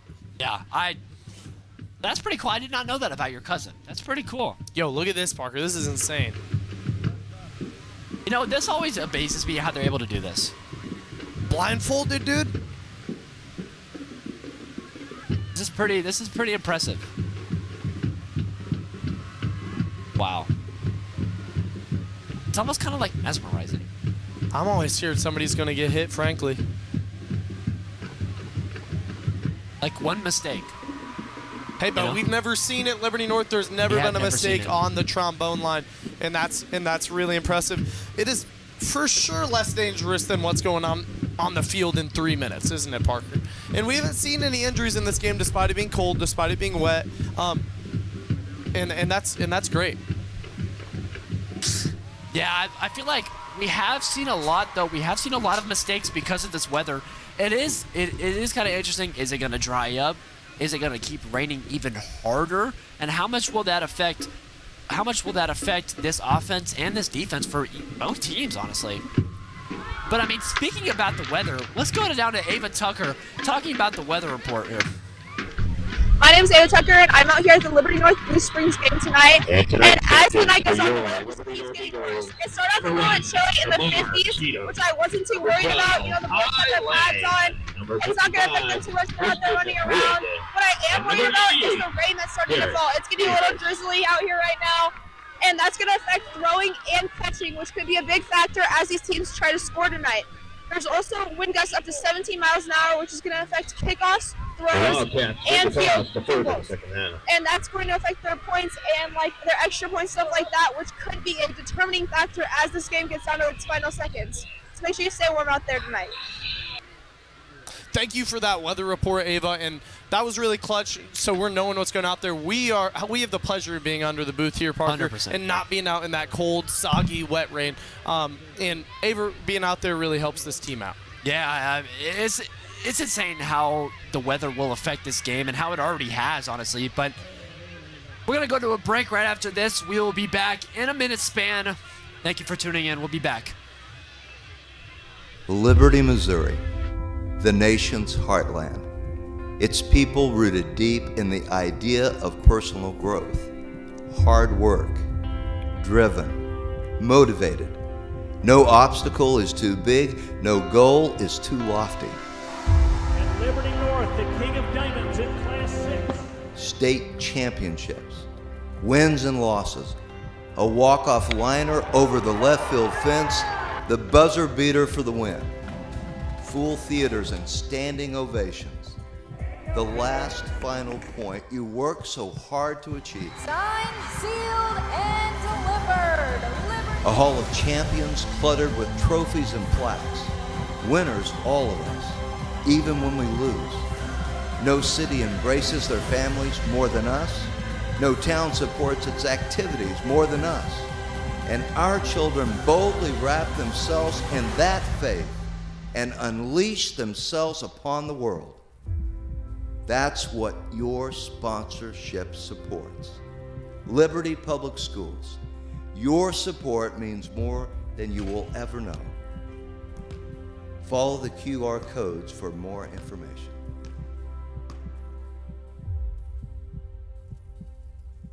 And we're back. Players are back out on the field getting warmed up. Man, I think it's pretty hard going from being inside and then coming back out with this pretty intense weather that we have out here. It's pretty rough, but we're getting warmed up right here, trying to get the juices back flowing. What do you think that the Liberty North offense and defense has to do to get back into this game, Rhett? Well, Parker, it's back to the fundamentals for this Liberty North offense. They need to block better for their quarterback. They need to keep that clean pocket because Brendan Smith under pressure tonight has a fumble. He has been sacked. He has made errant throws, and those are turnover-worthy plays, and the Eagles are not looking for that from play-to-play basis, so this offensive line simply needs to be better. Yeah, I mean, if we look at the top left of our screen here, look at the fans. We haven't seen the fans be this dispersed in a long time. Usually when we see the fans, they did not show up today. I'm not going to lie. It really sounded like the crowd was really loud earlier, and I know a lot of people leave at halftime, like just to go and have a night of fun with your friends, but to be honest, that's 2 classes worth of individuals. I mean, if we're being honest, I can't necessarily blame them. It's not something that you want to be. I mean, I think your team being down 14-0, and it's cold out, it's raining on you, it's so cold. So, I mean, that takes some dedication to stay here. But, yeah, that's very shocking. Every time that I work a game here, we usually see the student section very packed. I mean, but we got Blue Springs warming up on the left side of the field, the north side of the field. They're getting ready to go as well. They played some really clean football today, Parker. Not turning the ball over. They punted once, but they minimized what the Eagles could do. And honestly, you can't be surprised that they're up in this game right now.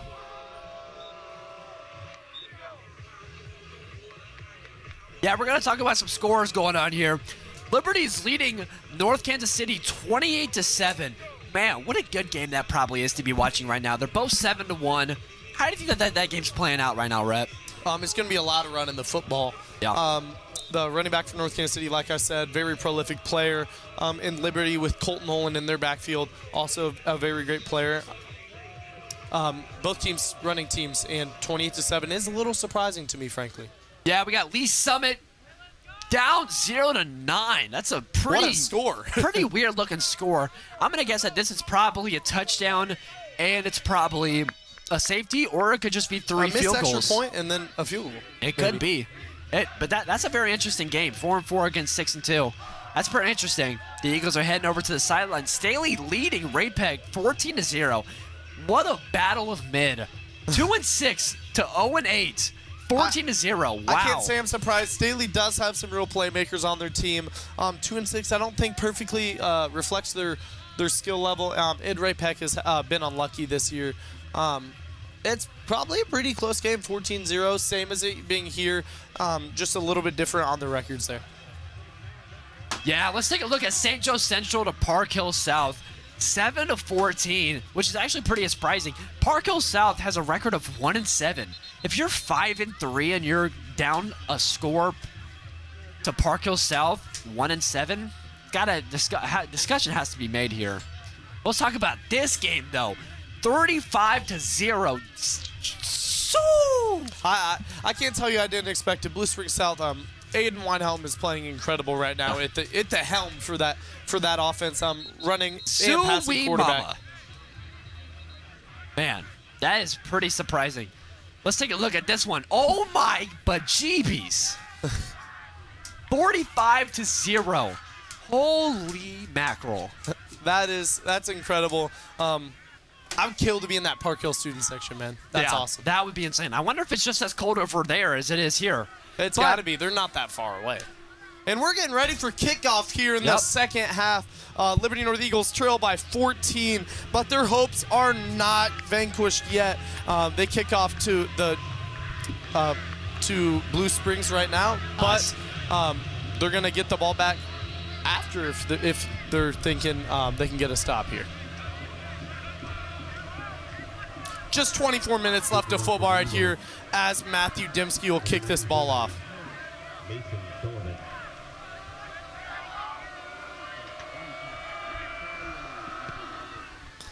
He hits a little stinger. Oh, it's caught at the 25. He runs it to his own teammate. Oh, my gosh. Down at the 30. That's not exactly what you want to see if you're Blue Springs, but that's a good kick from that kicker. Yeah, not a bad kick. We want to see that. You're coming out. I mean, if I'm being honest, I honestly don't think that that's Matthew Dembski. I don't think that that is him. Yeah, I must have misnumbered him right there. Yeah, Matthew Dembski's over here, number 19. I see him. So I wonder who that is.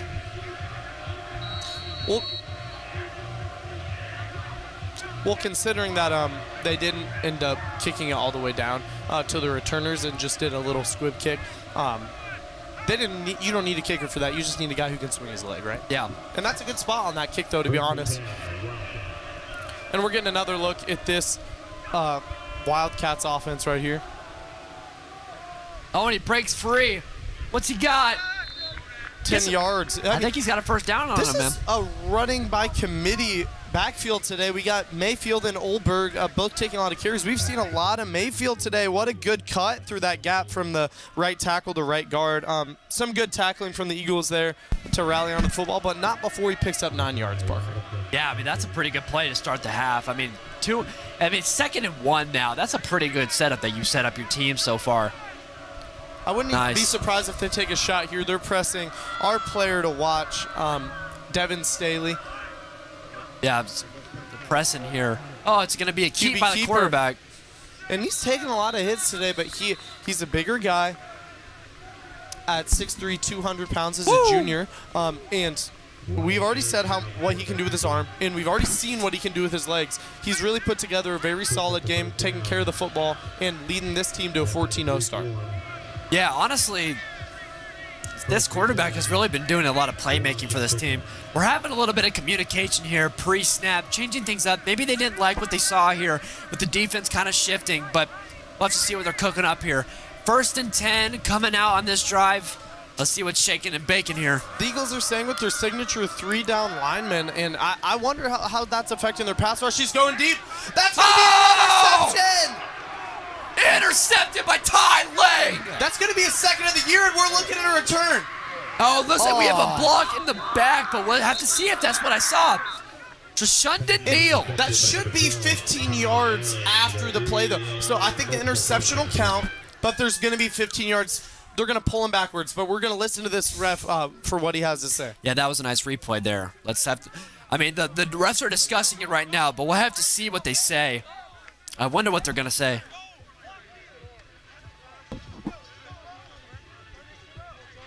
Maybe they picked it up. What's happening here?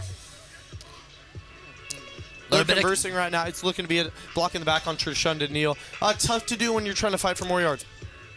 It looks like no more. Hold up. Anderson. Back in the back. Looks like it is a block in the back, but it still looks like it is going to be Liberty North football. And right after I said that he had been leading a clean game, Erickson had little commentators curse for me. He turns that ball over on a pass that seemingly got away from him, Parker. And the Eagles will take over here with Anthony with Proden in motion here and all alone on that side. They're going to flare him back out. And he hands it off. Zamar's still going. Oh, looks like he's shaking up a little bit. And a little run to the outside there. Didn't go quite as planned. A good tackle going right there, going low on him. Because that's the only way to. That's the only way. That's the only way to stop Zamar is to get a lower tackle on Zamar because his legs, like I said, always keep churning. Yeah, that was a pretty good play by the defense right there, getting a stop on an all-pro running back Zamar Cheatham. Oh, low snap caught by Brennan Smith. Pressured by 2, coming in. Oh, and he gets hit hard. Open. Jackson Proden breaks a tackle, breaks 2, steps out of bounds. Brennan Smith got hit hard on that pass there.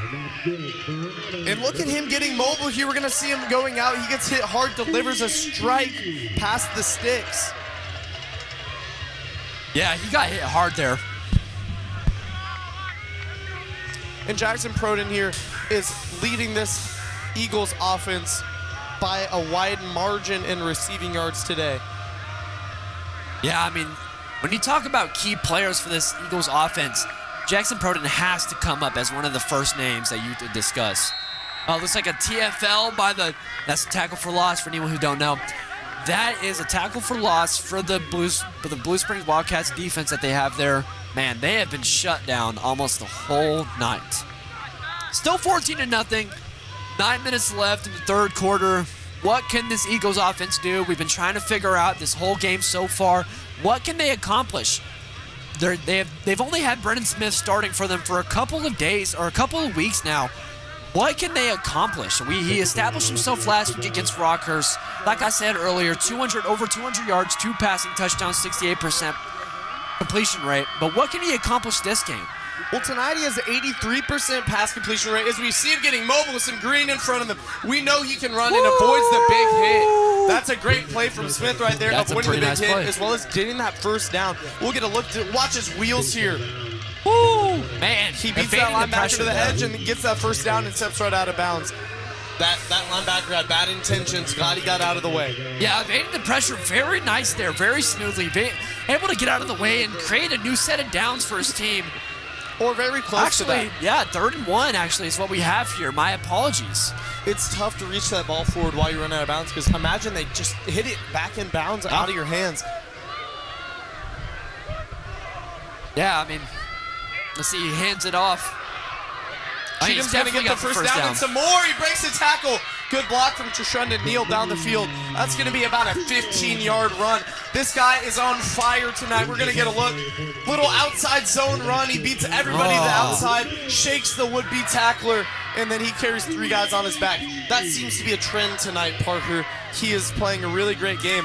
The points may not reflect the Eagles' playmakers playing such a complete game right now. Yeah, Brett, you want to know the only 4 letters that Zamar Cheatham knows? D-A-W-G. Dog. That man is a dog. You want a first down, you put the ball in Zamar Cheatham's hands, he's going to get that first down for you, I promise you. What a play by Zamar Cheatham to get him to the halfway marker here, and he hands it off again. Keep feeding him. What a good read and some good blocking. What a run there, man. Getting his offense going, getting them started coming out of half. Let's take a look at this replay right here. And I mean, look, he's just waiting. He's waiting behind that right tackle that was pulling, and he gets ankle tackled there. But that patience is something that we hadn't seen up until that point, as we are the Eagles are a power running team. You love that patience from your running back. The team should be really proud of the way Cheatham is following his blockers tonight. Yeah, he's been really thriving on these outside zones and these little check downs also that he'll get a couple times. He's been really thriving on these. He's been making this offense go. Oh, that's a good ball, but a good hit. He held onto that ball. Jackson Proden, his hands, maybe check him for substances on his gloves because everything is sticking to it. Let's take a look at this replay. Oh, that's a good lick. And if you want to talk about hospital balls, we'll talk about Chris Olave here. That is a prime Chris Olave ball right there. Shout out Chris Olave. Shout out Jackson Proden, who held onto that ball. That's a 12-yard pickup. That looked really great. Brendan did put it on him.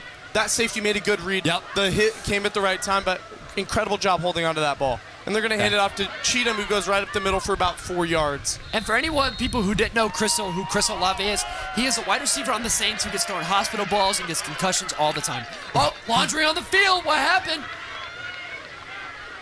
Yeah, and if you notice, it's a different color than what it usually is. It's the pink flag. It's for Breast Cancer Awareness Month. You know, and that is just something great. I love that they're doing that. That is bigger amazing. than the game, Parker. Honestly, it really is. Parker is wearing a pink tie tonight. He is repping. I am wearing the pink tie. The color of the flag. Yes, I am. Breast Cancer Awareness Month. And honestly, Parker, that's really heroic of you as well. The play is yeah. over. What? Personal foul, unnecessary roughness on the defense. And we're looking at some unnecessary roughness on the defense. Automatic first down and 15 yards for the Eagles. That's going to get them into the red zone, Parker. Oh, yeah. Yeah, they've been doing really good with the red zone. They haven't entered the red zone yet this game, but they have a pretty good red zone percentage, over 60% on the year. Yeah, I mean, that's pretty good. And I've seen Proden in a lot of motion tonight, and we're going to see what they do here. They're going to hand that ball off to Cheatham, who breaks the tackle. Oh, there's gonna be a flag. There is some laundry on the field. I wonder if that's gonna be a hold. The right guards, he fell down, and I think he might have grabbed onto the leg of. Let's see here. Let's take a look here. Oh, I think it's that guard or that tackle right there, number 78. I think he's holding on to him maybe. Maybe took him down to the ground. We'll see what it is. They're pointing and asking if they would like to accept the penalty or not. Yeah, I mean, we'll get the call here. Great replay right there. Holding on the offense. 10-yard penalty, replay first down. Yeah, that's for sure. Number 78 right there. He just got a little desperate. Lost his footing a little bit, grabbed onto the guy in front of him. And it's really tough to not do that, Parker. We see a lot of holding, even every play. But that one was a little blatant and got Zamar Cheatham the edge to the outside right there. Yeah, and like I was trying to say before, that's a great replay. If you're watching the broadcast right now, I know that you're saying that this is a great broadcast. Man, the crew is doing amazing tonight. Shout out to the crew tonight. You know, I only know you hear us, but there's a lot of stuff going on behind the scenes that I'd like to just appreciate. And Smith will drop back, and he sees some green in front of him, and he throws the ball at the last second. What a throw! And he breaks the tackle down to the 6-yard line. Wow, Xavier Scott picks up almost, it might be the first down. He might be a yard short. Look at this replay here. Xavier Scott coming out. Ooh, cutting back in and absorbing the hit. What a play from Smith. Smith's on fire right now. This drive, he's done everything. He's done the simple plays. He's done the hard plays. He's gotten out of the pocket. I thought he was going to run up here in the booth, Parker. Truly, I did. And the last second, he pulls that ball back, and he threw it at the last second. What a good play. Yeah, I mean, he's just been doing everything. Oh, that's our RPO. Oh, that's a good tackle. It'll still be a first down for this Eagles team, but that's what they need. All you need is first down. Yep. And you can run the ball. You can hand the ball to Cheatham here, which is what I would do. If you don't hand the ball off to Cheatham, another RPO. We'll watch this. He pulls that ball back, puts it right on Scott. Solid hands, looks back, absorbs the hit. Good play by Scott again. That's back-to-back catches for him. Yeah, it's first and goal here. He maybe has 4 yards to the end zone. I think it's a run. Zamar Cheatham. It's got to be number 1 here. Motion from Jackson Proden. Yep, handoff to Zamar. He spins out. Still going. Oh, it's got to be a touchdown. And oh, they said he was short, but what is it? Oh, we got have the inside line judge saying that's a touchdown. And we're gonna see the replay on this. Look at the effort from Cheatham right here. He spins out. Oh. It does he reach across the goal line? Oh my gosh. That's pretty. That's that amazing. Was a fumble, honestly. And you see. Oh my gosh, and he celebrates with Proden and the rest of the offense out there. What great blocking from that offensive line, but he made something out of nothing, Parker. Exactly. That spin got him at least 3 more yards. Yep. What a great play from such a great running back tonight. Yeah. And Matthew Dembski for the extra point. And the kick is up, and the kick is good. They are only down by 7 now. With just 5 minutes left in the third quarter, Parker, everything has turned around for this Eagles team. Their defense forces a turnover, something they couldn't do in the first half. Their offensive scores a touchdown, something they couldn't do in the first half. This game is flipped on its head, and we are here for it. The battle of the 5 and 3s, looking to move up in districts, move up in conference. Huge game with a lot of gravity on it, and the Eagles are stepping up in the second half. Yeah, man, what a play. I mean, this is what brings your fans back into it. You come out from halftime, a lot of discussion was to be had about how are we gonna construct this half? How are we gonna make this half better, and how are we gonna take over this game? And taking over this game, they are. They are now down by 7. And honestly, I mean, like, this is the ideal situation. You come out, your first drive, you score a touchdown. After getting the interception. Yeah, exactly. Man.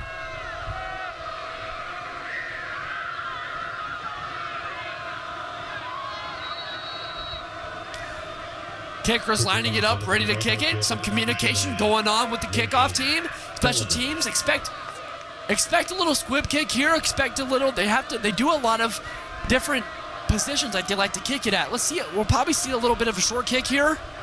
Yep. A squib kick. That's going to be hard to return. Oh, and he caught it right off the bounce. Oh, and he's going to have the outside with blockers in front of him. Oh, he's still going. He breaks the tackle. Oh, he's still going. Oh, he's still going. Oh, down at the 30. And he's down at the 30. What a great return. What a play. Let's look at this replay right here, ladies and gentlemen. This is amazing blocking. Look at this. Oh, my goodness. That's Devin Stanley, our player to watch. And maybe he's not doing it on the offensive side of the ball right now. They haven't found ways to get him the ball because of how dominant Zay Heidi's been. And they're zoning in on Heidi. But wow, we just saw how electric his legs are and got him them 70 yards. Parker. Wow. What a great play. I said it was going to be hard to return. He said, okay, I'll do you one better. It's going to be easy to return. Brings it to the opposite 30. What a great play. Yeah, right. You know how you just said that the game flipped over on its head? Well, I'm going to tell you right now, it just flipped again. we were just on heads. They got flipped over to tails, but now, Rhett, we're back on heads. The Blue Springs Wildcats are now on the 35, on the opposing team's 35-yard line. He hands it off to his running back, gets about 6 yards, 7 yards. Man, what a series of plays. It's only 2 plays, and they're already down at the 30. And this is a good run, but if I'm the Eagles, they consistently put through down. They run the 3-5-2 defense, right, Parker? Yep. And they have a star player that floats around in that area as well.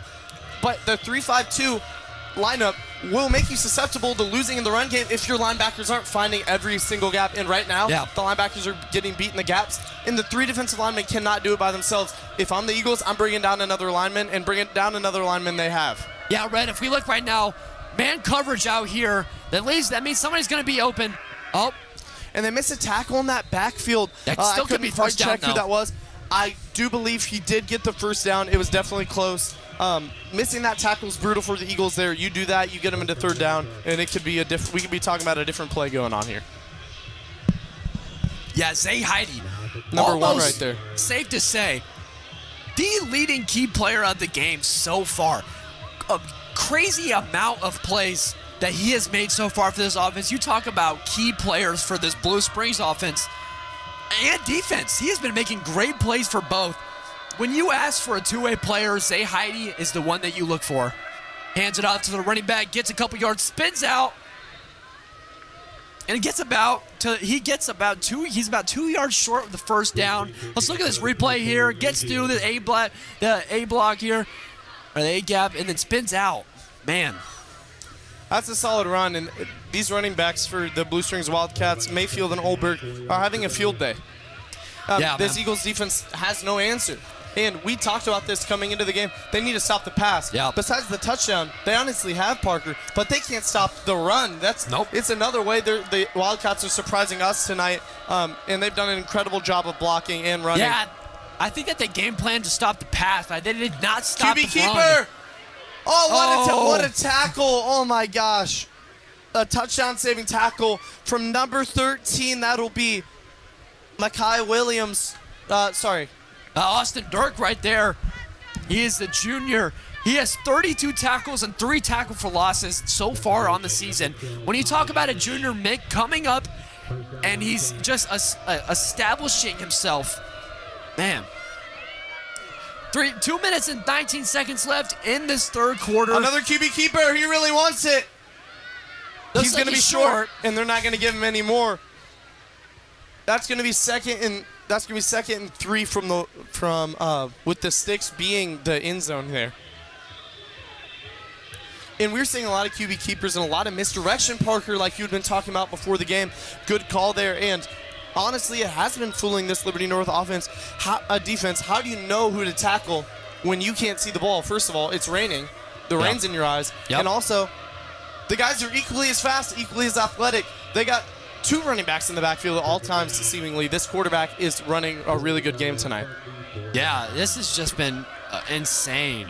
You got 3 seconds on the game clock. See if they can get the ball off. Oh, let's get delay of game.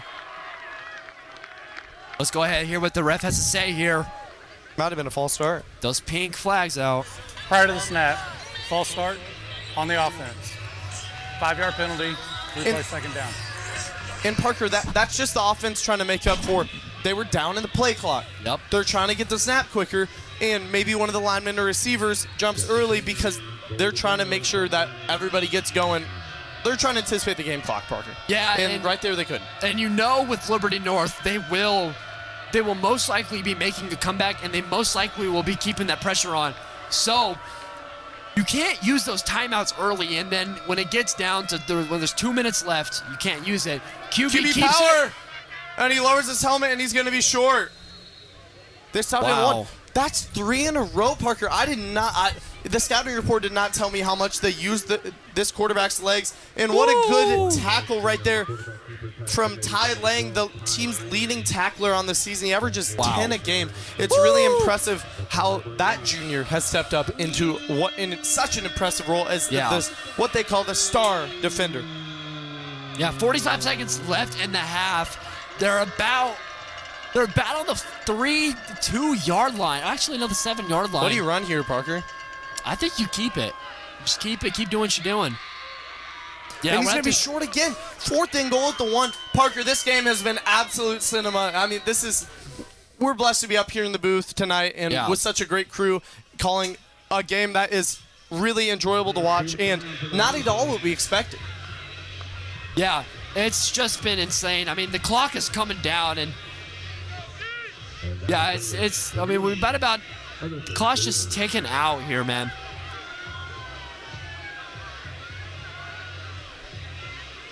Yeah, but that's the end of the third quarter here from Liberty, Missouri. The Liberty North Eagles down 7, and the Blue Springs Wildcats are up 14. You're watching ESPN Friday Night Football after this.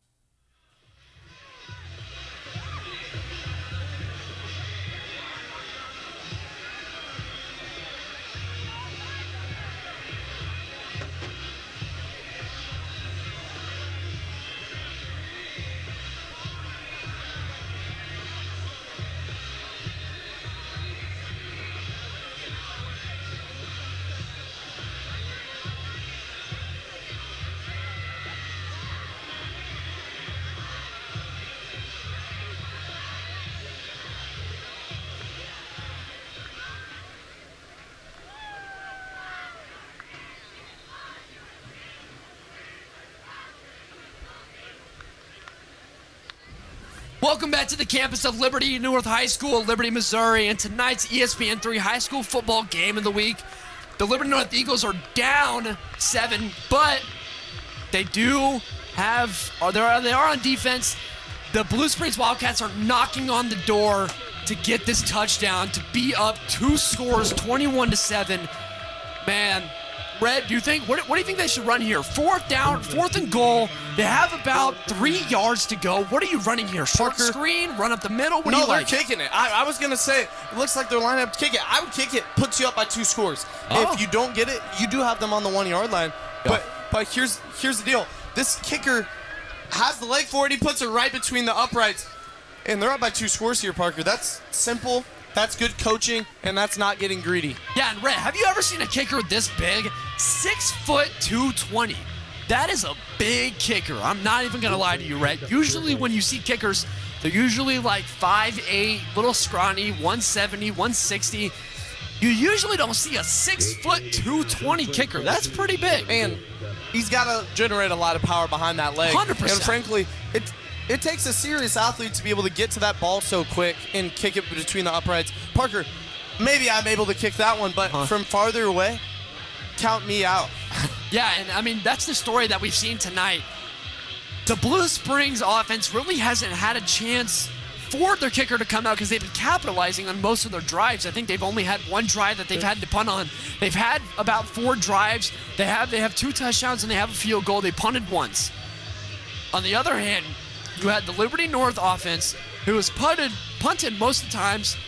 They lost possession on once, and they also had a turnover on downs on the other. So it's kind of like you need to capitalize on these drives. You only get a certain amount of drives a game. You need to capitalize on the one that are given to you. And here's the deal. We'll see if Liberty North can replicate their success from the last drive, because the last drive, picture perfect. They committed 1 penalty, and it was a holding call. That was unfortunate. It was a close call. And they commit 1 penalty, but after that, everything else is perfect. Zamar is running wild, spinning through tacklers. You got Jackson Broden getting first downs, and we're going to see a return right here from Trishunda Neal, incredible athlete. And he breaks 2 tackles.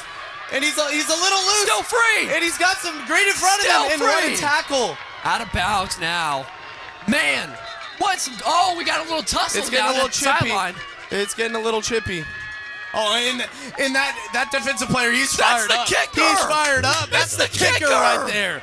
Oh, my Look gosh. at this tackle. Is And he that holds Pat on to McAfee? him. You know, just a little trash talk. Trishon and Neal gets on his back a little bit. You know, hey, that's American football right there, Parker. How is your kicker the one that's tussling and hitting his helmet, getting fired up? Oh my goodness, is that the birth of Pat McAfee out there? Oh my gosh, he's a dog. What a great play to watch. And I think this is going to get pulled back 15 yards for a block in the back.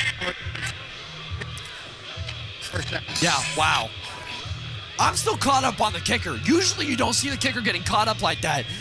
That's pretty impressive. 220 running at you like that. I'd go ahead and let him tackle me. I'm not going to lie to you. Parker, I think they said he stepped out way before because unless there was... No, this is a block in the back. They're taking him back. Yeah, but it's 15 yards. He went out at like the 50. Maybe he did. Jackson Proden, the motion over. Snap the ball. They're going to hand the ball off, which is the Eagles' MO here. But Zamar Cheatham can't make more time come onto the clock. You have 11 minutes. It's do or die. If you don't get points on this drive, well, you're done for. So you need to get points on this drive. And I like the run for the Eagles, but right now the run's not looking the best. Yeah, it looks like we have an injury out in the field. We're going to have an injury timeout. We're going to take some time here to regroup. That's what's so tough about this weather that impacts the field and this turf. It gets a little bit wet, which causes a little bit more injuries, and it's really just it's not, and that's something that you have to be careful for.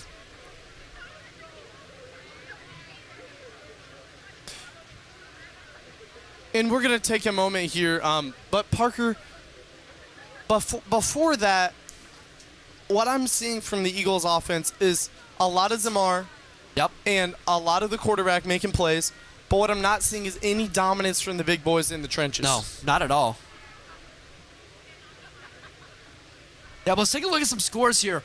The Liberty Blue Jays 35-7 against North Kansas City. Extending that lead. Man, just extending that lead. You love to see it. Well, not from us, but not from Liberty North. They're the crosstown rivals. But if you're a Liberty fan, that looks great. And the battle of mid strikes again. 4-4 to 6-2. Man, we got 8-16 here. Man, I mean, I wonder how this game is going. It's an interesting score, Parker. Yeah, it is a really interesting score. 8-16. I mean, did they go for 2? Had to. Oh, that's a little odd there. And we're going to see the Eagles trot back onto the offense, trot back onto the field after the break. And hopefully this Eagles team can stay high-motored and work hard even after a break like that. Yeah, so it looked like it was the right guard, Fernando Guzman. So they brought in Brock Sumler, and they brought in the backup center, Luke Dale. Usually he plays center, so we'll see how he plays now. Smith will step forward in the pocket and take kind of a brutal hit. Oh, I mean, that hit looked late. I don't love that. No, I mean, that's pretty brutal, man. But yeah, we'll have to see how he plays now. I mean, there he is right there. The quarterback's really strong. He's seemingly a really strong kid, a junior stepping forward for this team this year. Looks like a pretty brutal hit there at the end. That's just football for you. Sadly, he couldn't find a receiver down the field throughout that play. Yeah, we've seen a lot of Jackson Pronan today, but not a lot of Mason Jones, not a lot of Anthony Castaneda. We saw a little bit about Xavier Scott. We're dropping back. Oh, whoa, that is an obvious I think the PI. refs are going to throw a flag for that. We see some pink on the field there. Not yellow today. It's pink. And we're going to get the call from our white cap referee here.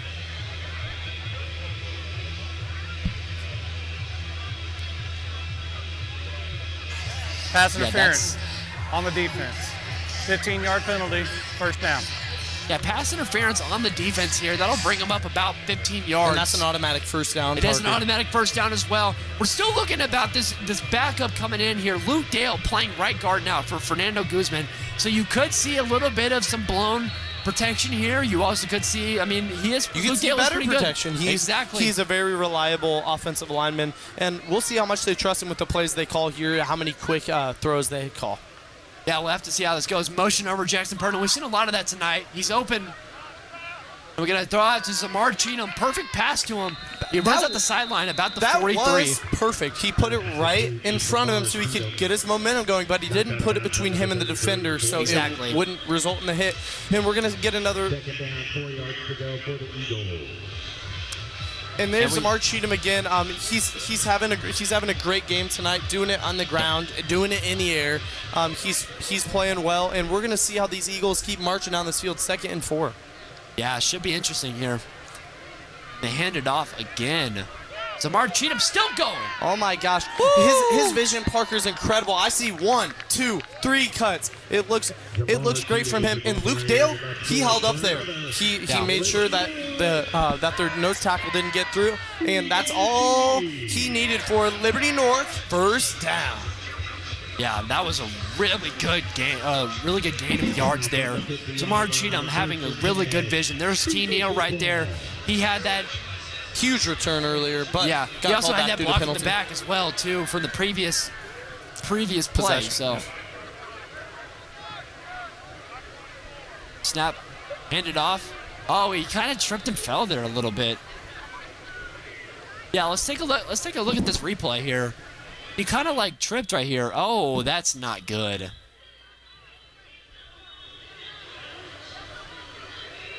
That's a little bit rough. He's shaking up a little bit there. What a tough player he is, and Trishan Neal is looking to be the receiving option on that RPO. And we're going to see what play the Eagles call on 2nd and long. I'm expecting a pass here, but you never know. Zamar, incredible. He can pick it all up by himself. Yeah. Let's see what he does here, though. You think they still run it? Nah, I think they're passing it. That's incomplete. Looking at T. Neal there. Flag on the field, though. A little bit of laundry. Do your laundry now. I'm thinking they're going to call it on T for a push-off, but we'll see. Let's see what he says.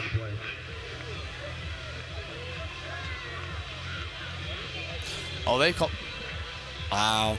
They're calling that on Blue Springs. It seems like there was a little bit of tugging and pushing going on. I wasn't sure which way it would go, but it goes in the Eagles' favor here. And targeting receivers that are getting physical down the field is smart. It's a smart way to play. Well, also, if we're going to be honest, Rhett, it's not the same rules as NFL. You only get 15 yards, not where the penalty occurred. And Trishan Neal had incredible release. I didn't know if he thought that was a pass.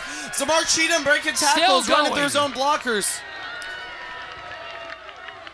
What a great run. That'll be about 20 yards down to the 20. And now Liberty North is into the red zone.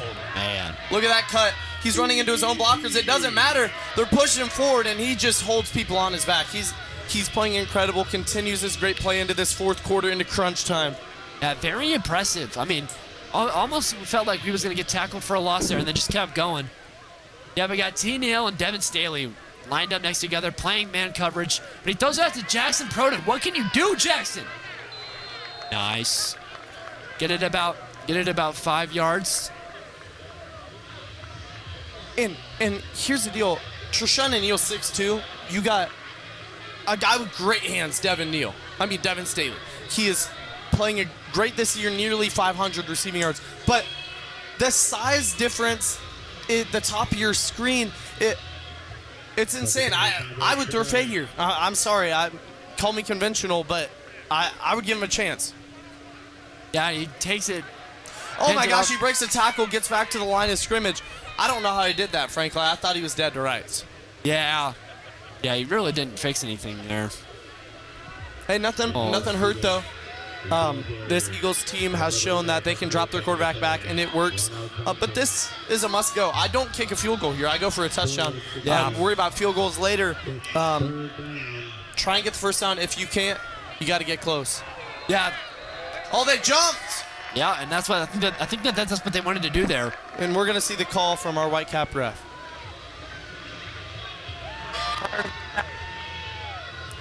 on the defense. Result of the play.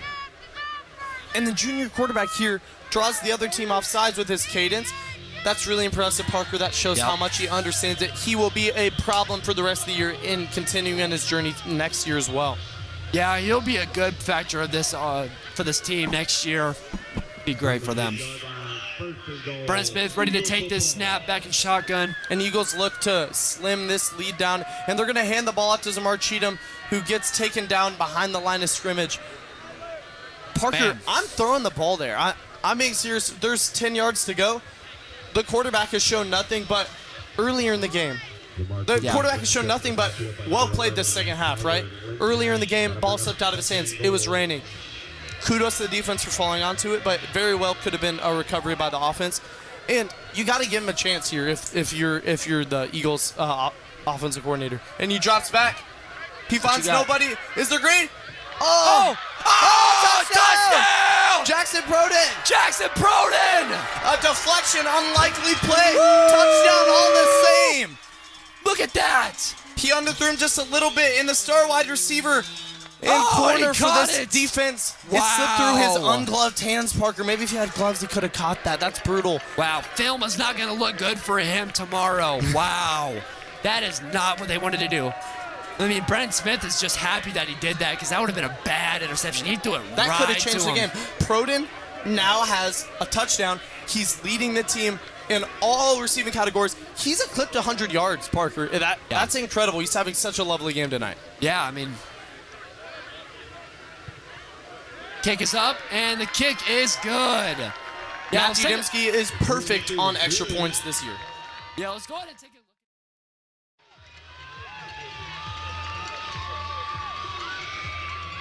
Yeah, let's go ahead and take a look at this replay here. Jackson Proden one-on-one with Staley at the top of your screen. And it's going to be a simple curl route. He's asking him to throw it up. Is underthrown a little bit, but luck is on their side, and I gets both feet down. Wow. That'd be good in the NFL. Wow, yeah, what a play there.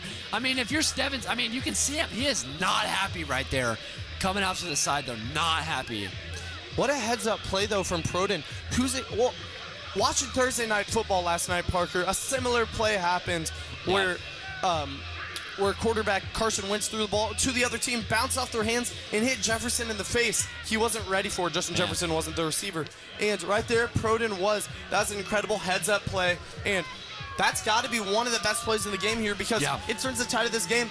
It makes Blue Springs need a touchdown here or need to run the clock out. Yeah, because now it's at 1 point. It's not even a one-score game anymore. It's literally a field goal. It's a field goal. They were down by 10. Look at that. They just came back. Down by 14 at half, Parker. Exactly. Coming back. I can tell you right now, Liberty North is excited for this last quarter to continue. Matthew Dembski kicks it to the right side. Oh, Heidi is kind of fumbling it up. And we've seen a lot of incredible returns this game. Eddie Bricks tackle. Still going. Oh, great tackle right there from Liberty North. We do have some laundry in the backfield, though. Laundry in the backfield. Flag on the field. Number 8, Tyler Johansson makes perhaps a touchdown-saving tackle pending the flag. Yeah. Let's see what he has to say, though. During the return, holding on the return team, number 12. 10-yard penalty. And they're going to pull him back 10 yards. That's going to be holding on the returning team. It's hard not to hold when your player muffs the kick a little bit and tries to turn something out of nothing. Yeah, I mean, that's just unfortunate. We talked about penalties earlier, but I mean, that's just unacceptable. It's unacceptable where it's 6 minutes left in the fourth quarter. We've played almost a full game now. But here comes Devin Staley onto this offense, trying to redeem himself for not a very good play. Not helping out his offense at all there. But we'll see, this Wildcats team has been borderline unstoppable.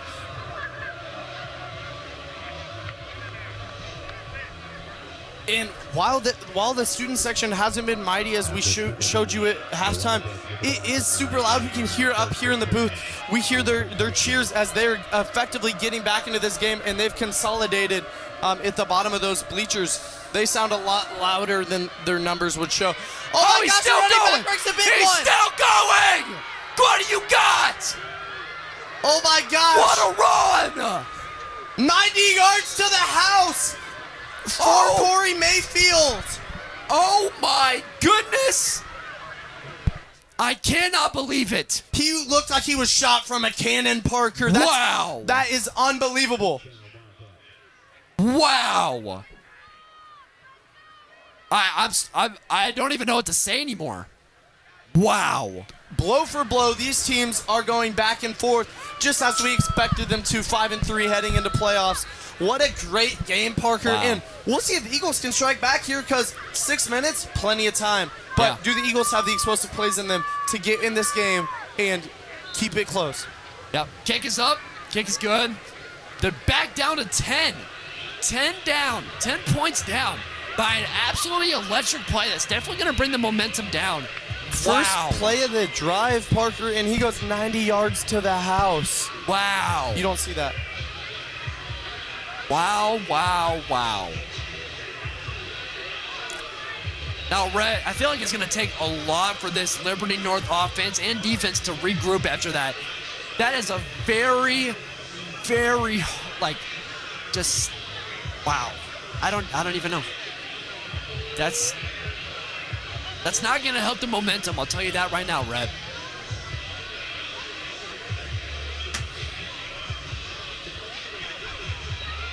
Now, we talked about the crowd being live and excited once again, but I can guarantee you that has changed.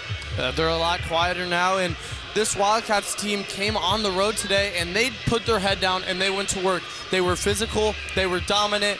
Just a few mistakes here and there, but frankly, they've played a great game, and they deserve to be up by 10 right now. They're playing great, and that run is just the cherry on top for them. Yeah, I mean, the Liberty North student section may not be happy, but the 7 people that are over in the away team student section are pretty happy. I can tell you that right now. They're pretty excited.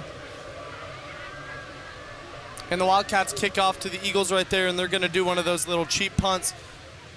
And that is just, it's just really tough to, it's really tough to field those. And Zamar wanted a chance at that, but the guy in front of him decided to take that ball. Unfortunately, number 23, Brock Winship fell on that ball safely and made sure that no mistakes were happening that would bar the Eagles. Yeah, the last thing that the Eagles need here is a fumble or a muff punt or a muff grab or anything that just brings them back. That would honestly just kill the momentum.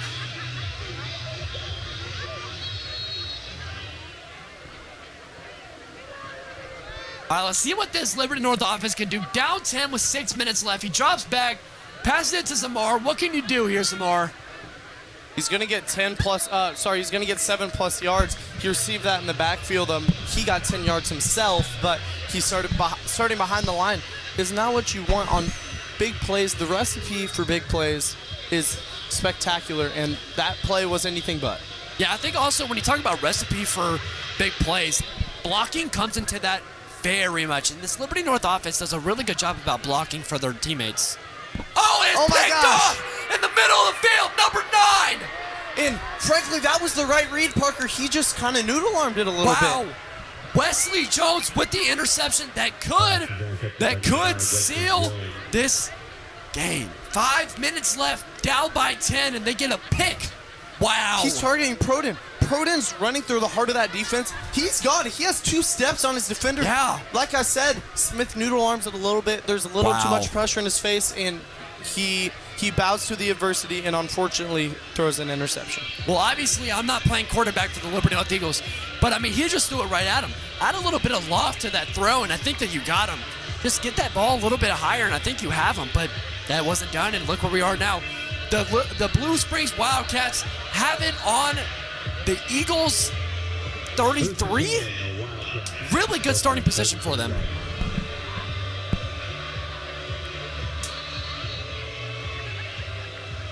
And the Wildcats take over, like you said, Parker, on the 33, 34-yard line, and they're looking to run this clock out, so I would expect to see a lot of runs here. Corey Mayfield has had an incredible game, including that 90-yard touchdown. I expect the Eagles to go 4 or 5 down on the line every time this drive. Yeah. To do anything, just anything to get this ball back before the end of this game. Yeah, that was a good play by the Liberty North defense. You gotta get some plays going where you can.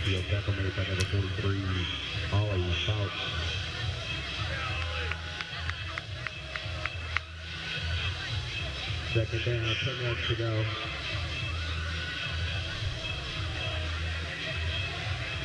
And with him accomplishing well over 100 yards, he's been on fire today. And the Eagles are still coming out with 3 down. And I don't know how many formations they have in their repertoire, but against the run game, 3 down isn't lovely. Quarterback keeper. Oh my gosh. Fooled out the cameraman. Oh, what a play. Wow. He had me fooled. I thought Mayfield had the ball. Watch this. What an athletic play here. And they're going to wrap him up and take him down, but not after a Wildcats first down.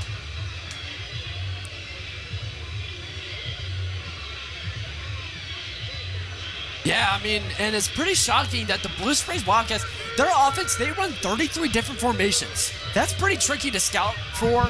It's pretty tricky to plan for. I mean, like, how would you plan for that? Like, you don't know what you're looking at here. But on the flip side, Parker, as a quarterback, how do you run that offense? Oh, he's still going. Corey Mayfield. 5 yards, but oh my gosh. He makes 5-yard runs look impressive. He's balling out for this team tonight. Yeah, wow. Corey Mayfield has just been running away with his game so far today.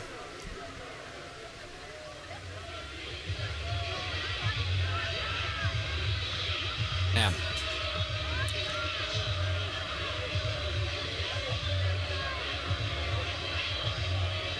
Yeah, we'll have to see. It's 2nd and 5 here.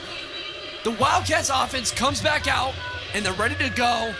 They have the momentum in their favor here. They're on the 15-yard line. What can they do? Motion over. Handoff. Oh, he's keeping it. QB keep gets the first. We've seen a lot of those tonight, Parker, and we expected this Blue Springs team to come out and throw punches to start the game. They're 4-0 away on the season. Yeah. Their only losses are at home, Parker. They're 1-3 at home and 4-0 on the road. What does that say about their mental capability of playing on the road? And nothing less today we have seen. And North on the flip side is 44-8 at home. So what went wrong for them tonight? They turned the ball over too much, too often, and were a little sloppy in their execution.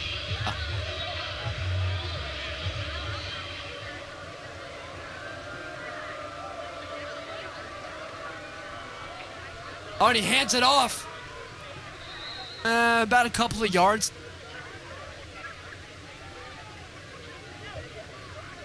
Tackle made by number 12, Ty Lang. Got to bring up 2nd and goal. Yeah, we'll have to see what the game plan is here. They're about 9 yards out. Would you want to run it here on 2nd down and 2nd and goal? Or would you want to pass it? A short little screen Parker, here. I am, because you run this all the way down. You run this past 30. You run the ball. The Eagles can use a timeout if you don't get the first, but you run it all the way down to the 2-minute warning if not. So you force the Eagles to pull a timeout here. You don't pass until you absolutely have to, which is 3rd down. Oh, and he takes it, gets about 2 yards. There's going to be some on the field. It's honestly, we're so used to seeing the yellow. Seeing the pink fly just makes it easier to see it.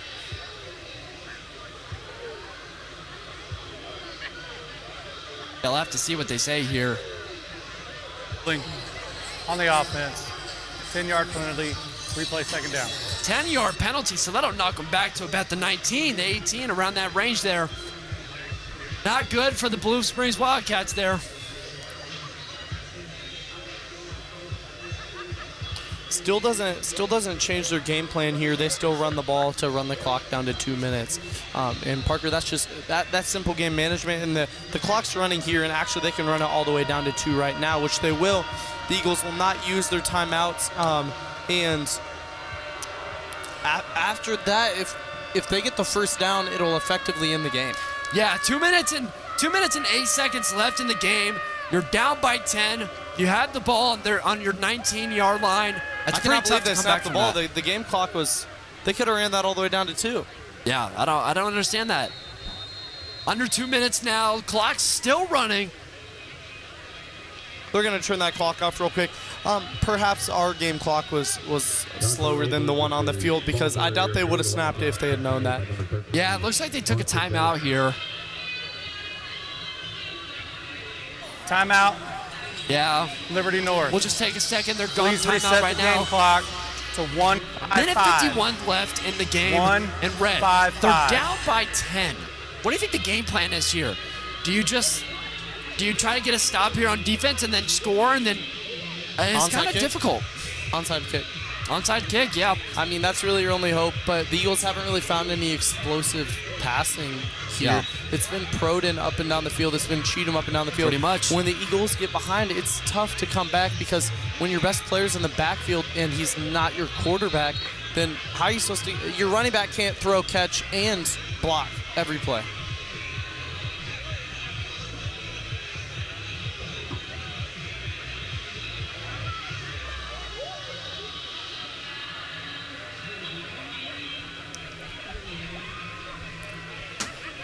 Yeah, this game, it'll be 3rd and 14. I expect them to run the ball again here and to expect a immediate timeout from the Eagles.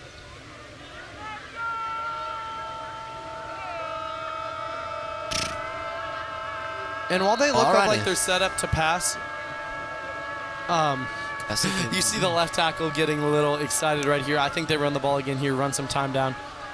High snap. Oh, quarterback keeps it.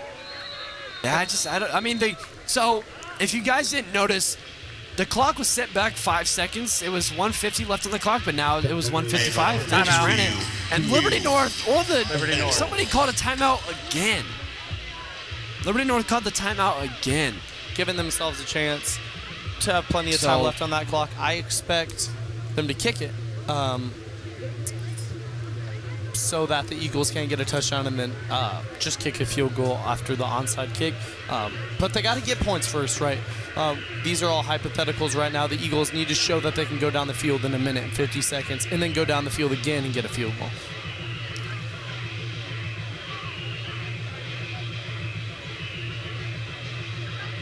Yeah, I mean, what a great game played by the Blue Springs Wildcats so far in this game. I mean, almost utter domination that they've had. I mean, yes, they're only up by 10, but their offense has been really good.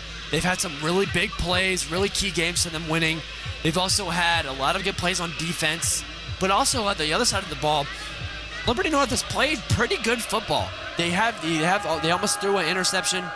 They almost threw an interception, yes. But they've had some pretty good plays here. Now, what is the plan here? They're trying to kick here. Oh, look at this. He's going to kick it. It's up.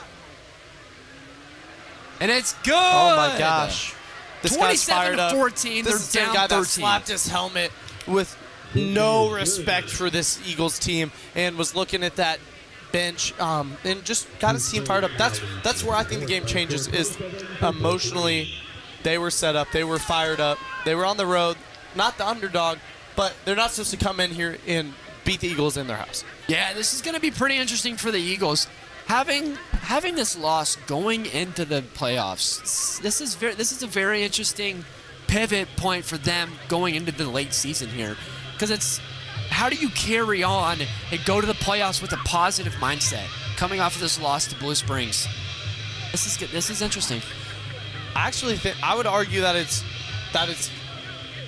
maybe not even harder to do that because you're coming in with more fury like, dang, we lost the game last week. We shouldn't have at home. Let's go out here and let's beat somebody. That's a fair so point. Bad that is a fair point. They're going to disrespect us and say, oh, they're only 5-4. We should beat the doors off these guys. No, we're going to beat the doors off of you because we're turning the tables there. Like, I think that's what their mindset's got to be if they end up losing this game, which you never know. They could have turned this for a touchdown, onside kick, get the ball back, go for a touchdown, and win this game. We've seen crazier. Man, beat the doors off of them. I love it. The 220-pound kicker lining it up now. Wow. I mean, and this never gets old right here. That's a big boy right there. That's a big boy. Oh, what a kick. I'm not going to lie.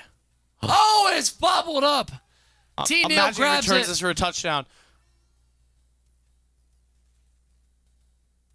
Still going. I think they're going to get him for a face mask. I think they 100% grab that face mask. And that'll be another 15 tacked on, so they'll be sitting at the 50, I reckon. Yeah. Let's see what they say here. That's pretty interesting. They've had a lot of penalties on special teams so far this game.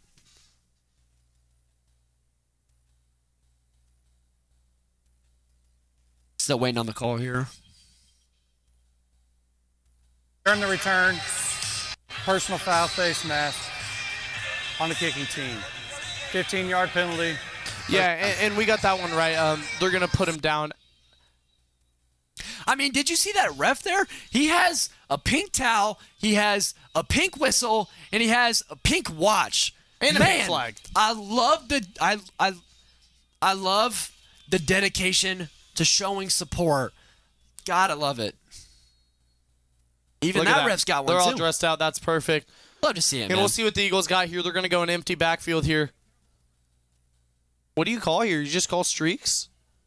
Tenio caught that. I mean, getting out of bounds. What can he get? Getting out of bounds would be important. Nice. I mean, that's a pretty good play right there. I think he got out of bounds there. Yep, clock stopped. Minute 27 left. What can you get going here? Got the first down. It's a pretty nice play. Pretty They're good actually going to run that clock because he was not going forward when he stepped out of bounds.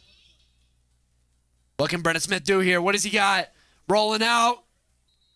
That's going to be a late hit. Late shove out of bounds there. It's going to give him a little bit. This will be an extra 15 yards.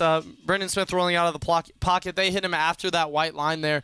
We're going to get the call from this ref here. Dead ball, personal foul.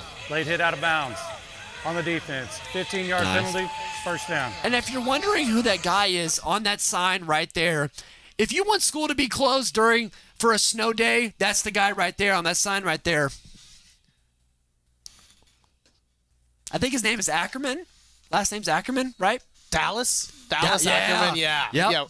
Yeah, we know him well. If I want a snow day, I Rolling just call out. upon him. And speaking of important administrators, Superintendent Dr. Tucker is announcing his retirement this year. He has been the superintendent the entirety of the time that I've been in Liberty Public Schools, and he is an important part of this community, and I've gotten the chance to formally meet him as well. Great guy, takes his job very seriously, and we are sad to lose him, but we hope you enjoy your retirement, Dr. Tucker, and hope you are listening. Nice. Smith will drop back to pass, see if he finds anybody. Oh, and he's going to pump fake, and he's going to get some yards, and he's going to run out of bounds. Yeah, he's going to grab the first down, though, Parker. He had a man wide open, but it's hard to throw across the body like that as a right-handed quarterback. It's hard to do that. You have him wide open in the back there. You see that right there? Here's the deal, though. We've already seen him short arm a few balls here, so I understand him tugging that ball down. And they've only ran down like 30 seconds. I don't mind that from the Eagles. I don't mind it at all. Yeah, and they kept both of their timeouts. We just saw number 4, Jackson Proden, and we have number 1, Zamar Cheatham out in the slot This right has got there. to be a quick hitter, and you got it. This has to be in the end zone. You can't run any clock here. See what the guy here. Oh, he's going to take it. What's he got? Oh, and he pulled him back. That was a crazy tackle, and this is exactly what I was saying the Eagles should have avoided. I don't know if that was designed. I don't know if he just found that.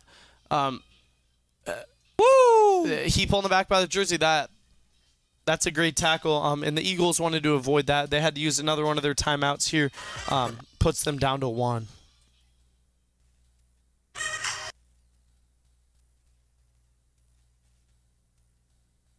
Yeah, I mean, you had to take the time out there. Clock was running down. 52 seconds left in this quarter.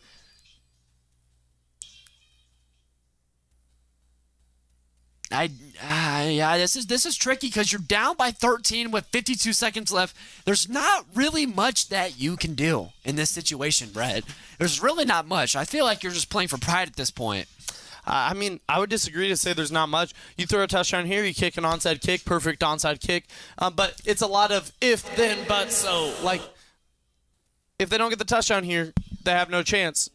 Yeah. If they get the touchdown here, they have a slim chance. They kick the onside kick and don't get it, they don't have a chance, right? Yeah. You're in a tricky spot here for the Eagles. You need to make sure that whatever this ball is, that it goes to the end zone. Yeah, man. I mean, so far, this has been a great game just to be a part of. Brennan Smith. Pop up, it's caught! Got it! Close. They got to get to that line quick. I would try and not use that timeout. I'd say you can't spike it. You just got to run a play here. Yeah, let's see what they got here. Bobs it up there. Oh, shoot. And T. Neal comes and brings it down. Proden's hands have been so good. I'm going to argue and say that, they're going to roll him out. Oh, right off his hands. And missed him there. That's tough. But there's going to be some flags here. I'm guessing a false start. Yeah, Anthony Castaneda missed out catch there. It's unfortunate.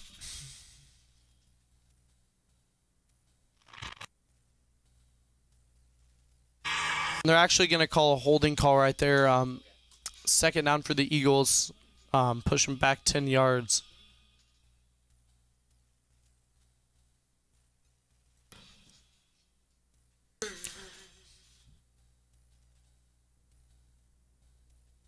It'll still be third down and goal. Smith is going to look for an end zone shot here. Let's see what he's got. What's he got? Nothing. No receiver in the area.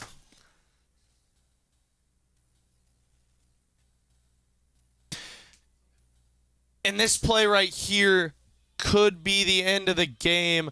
Fourth and goal. If they don't score this, Blue Springs can just kneel it. Yep.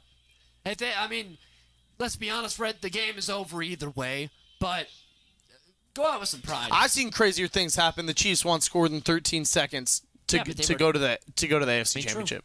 Yeah. And our camera is drifting, but let's see. Brennan Smith. What does he have? He's just got to throw it up. Oh, and it's going to be a sack to end the game. Yep, and that will end it here. The Eagles are going to be stunned at home by the Blue Springs Wildcats, unfortunately. It's going to be 27-14. Blue Springs can just kneel this out, and the Eagles only have one timeout. It was a tough hill to climb up if you're the Eagles, being down by 14 at half, ended up losing by 13. They had some hope there, down by 3, and then guess who ruined it all? Corey Mayfield ran it 90 yards for the end zone for just one of the best plays I've seen live in high school football, Parker. Yeah. And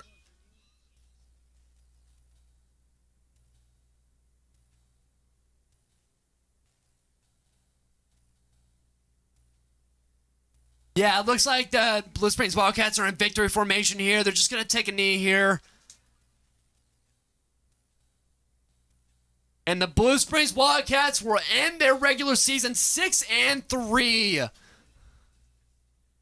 The game will be 27-14 in a game that meant a lot to both teams. Parker, more on that. Yeah. For the home team here, this loss is really harsh for them going into playoffs. They lost by 13 here, and that's just not a good motivational thing to have going into playoffs. But what does this mean for the away team? The away team, you get a lot of momentum. You come in here, you win the game, and then this is great. We saw Corey Mayfield carry his team to the victory. 90-yard touchdown, over 150 yards from scrimmage. He played incredibly, and right there you see the effort from him. 2 touchdowns tonight. Wow. Pure masterclass from him.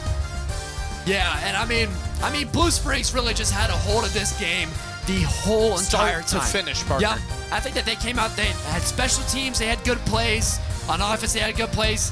Defense had good plays. I mean, all around, you walk away from this game very happy as a Blue Springs Wildcat, man. But let's take a couple of plays of the game here. Let's take a look here. Let's take a look at plays of the game here. Yeah, so we have, wow, what a run. This has got to be our play of the game. He took it all the way. He barely slowed down. He's moving. He's holding that ball for your life. And guess what? 90 yards to the end zone. And then this play right here, unexpected, unorthodox. Wow. Worth the same amount of points, 6. Yep, and then we had this long pass here to our guy, Zay Heidi. Man, he was also really good. He dominated that first half. And then the spin move from Zamar, the outstretched arms. Touchdown for the Eagles, Man. leading touchdown play. That's the 16th of the year. And then there's we another also one have- from Mayfield, another Yep. outstretched play on the goal line. Some incredible plays. Yeah, Corey Mayfield. Oh, and there's a fumble here. Yep, and then they recover. Wow, that was a very big play as well. We also had the block in the back here. The Eagles' interception that turned into some momentum for them, led to the end of the game. And then this is the last play of the game that ended with a sack. Just wrapped him up, and that ended the Eagles' night. Yeah, but we really want to just thank our game sponsors here, and we also want to say that this was an ESPN Plus production. We want to say thank you to our crew that we had, an amazing crew tonight. Thank you. Once again, I'm Parker Moore, joined by Rhett Dickens here on ESPN Friday Night Football. Thank you so much for tuning in. Good night. Good night.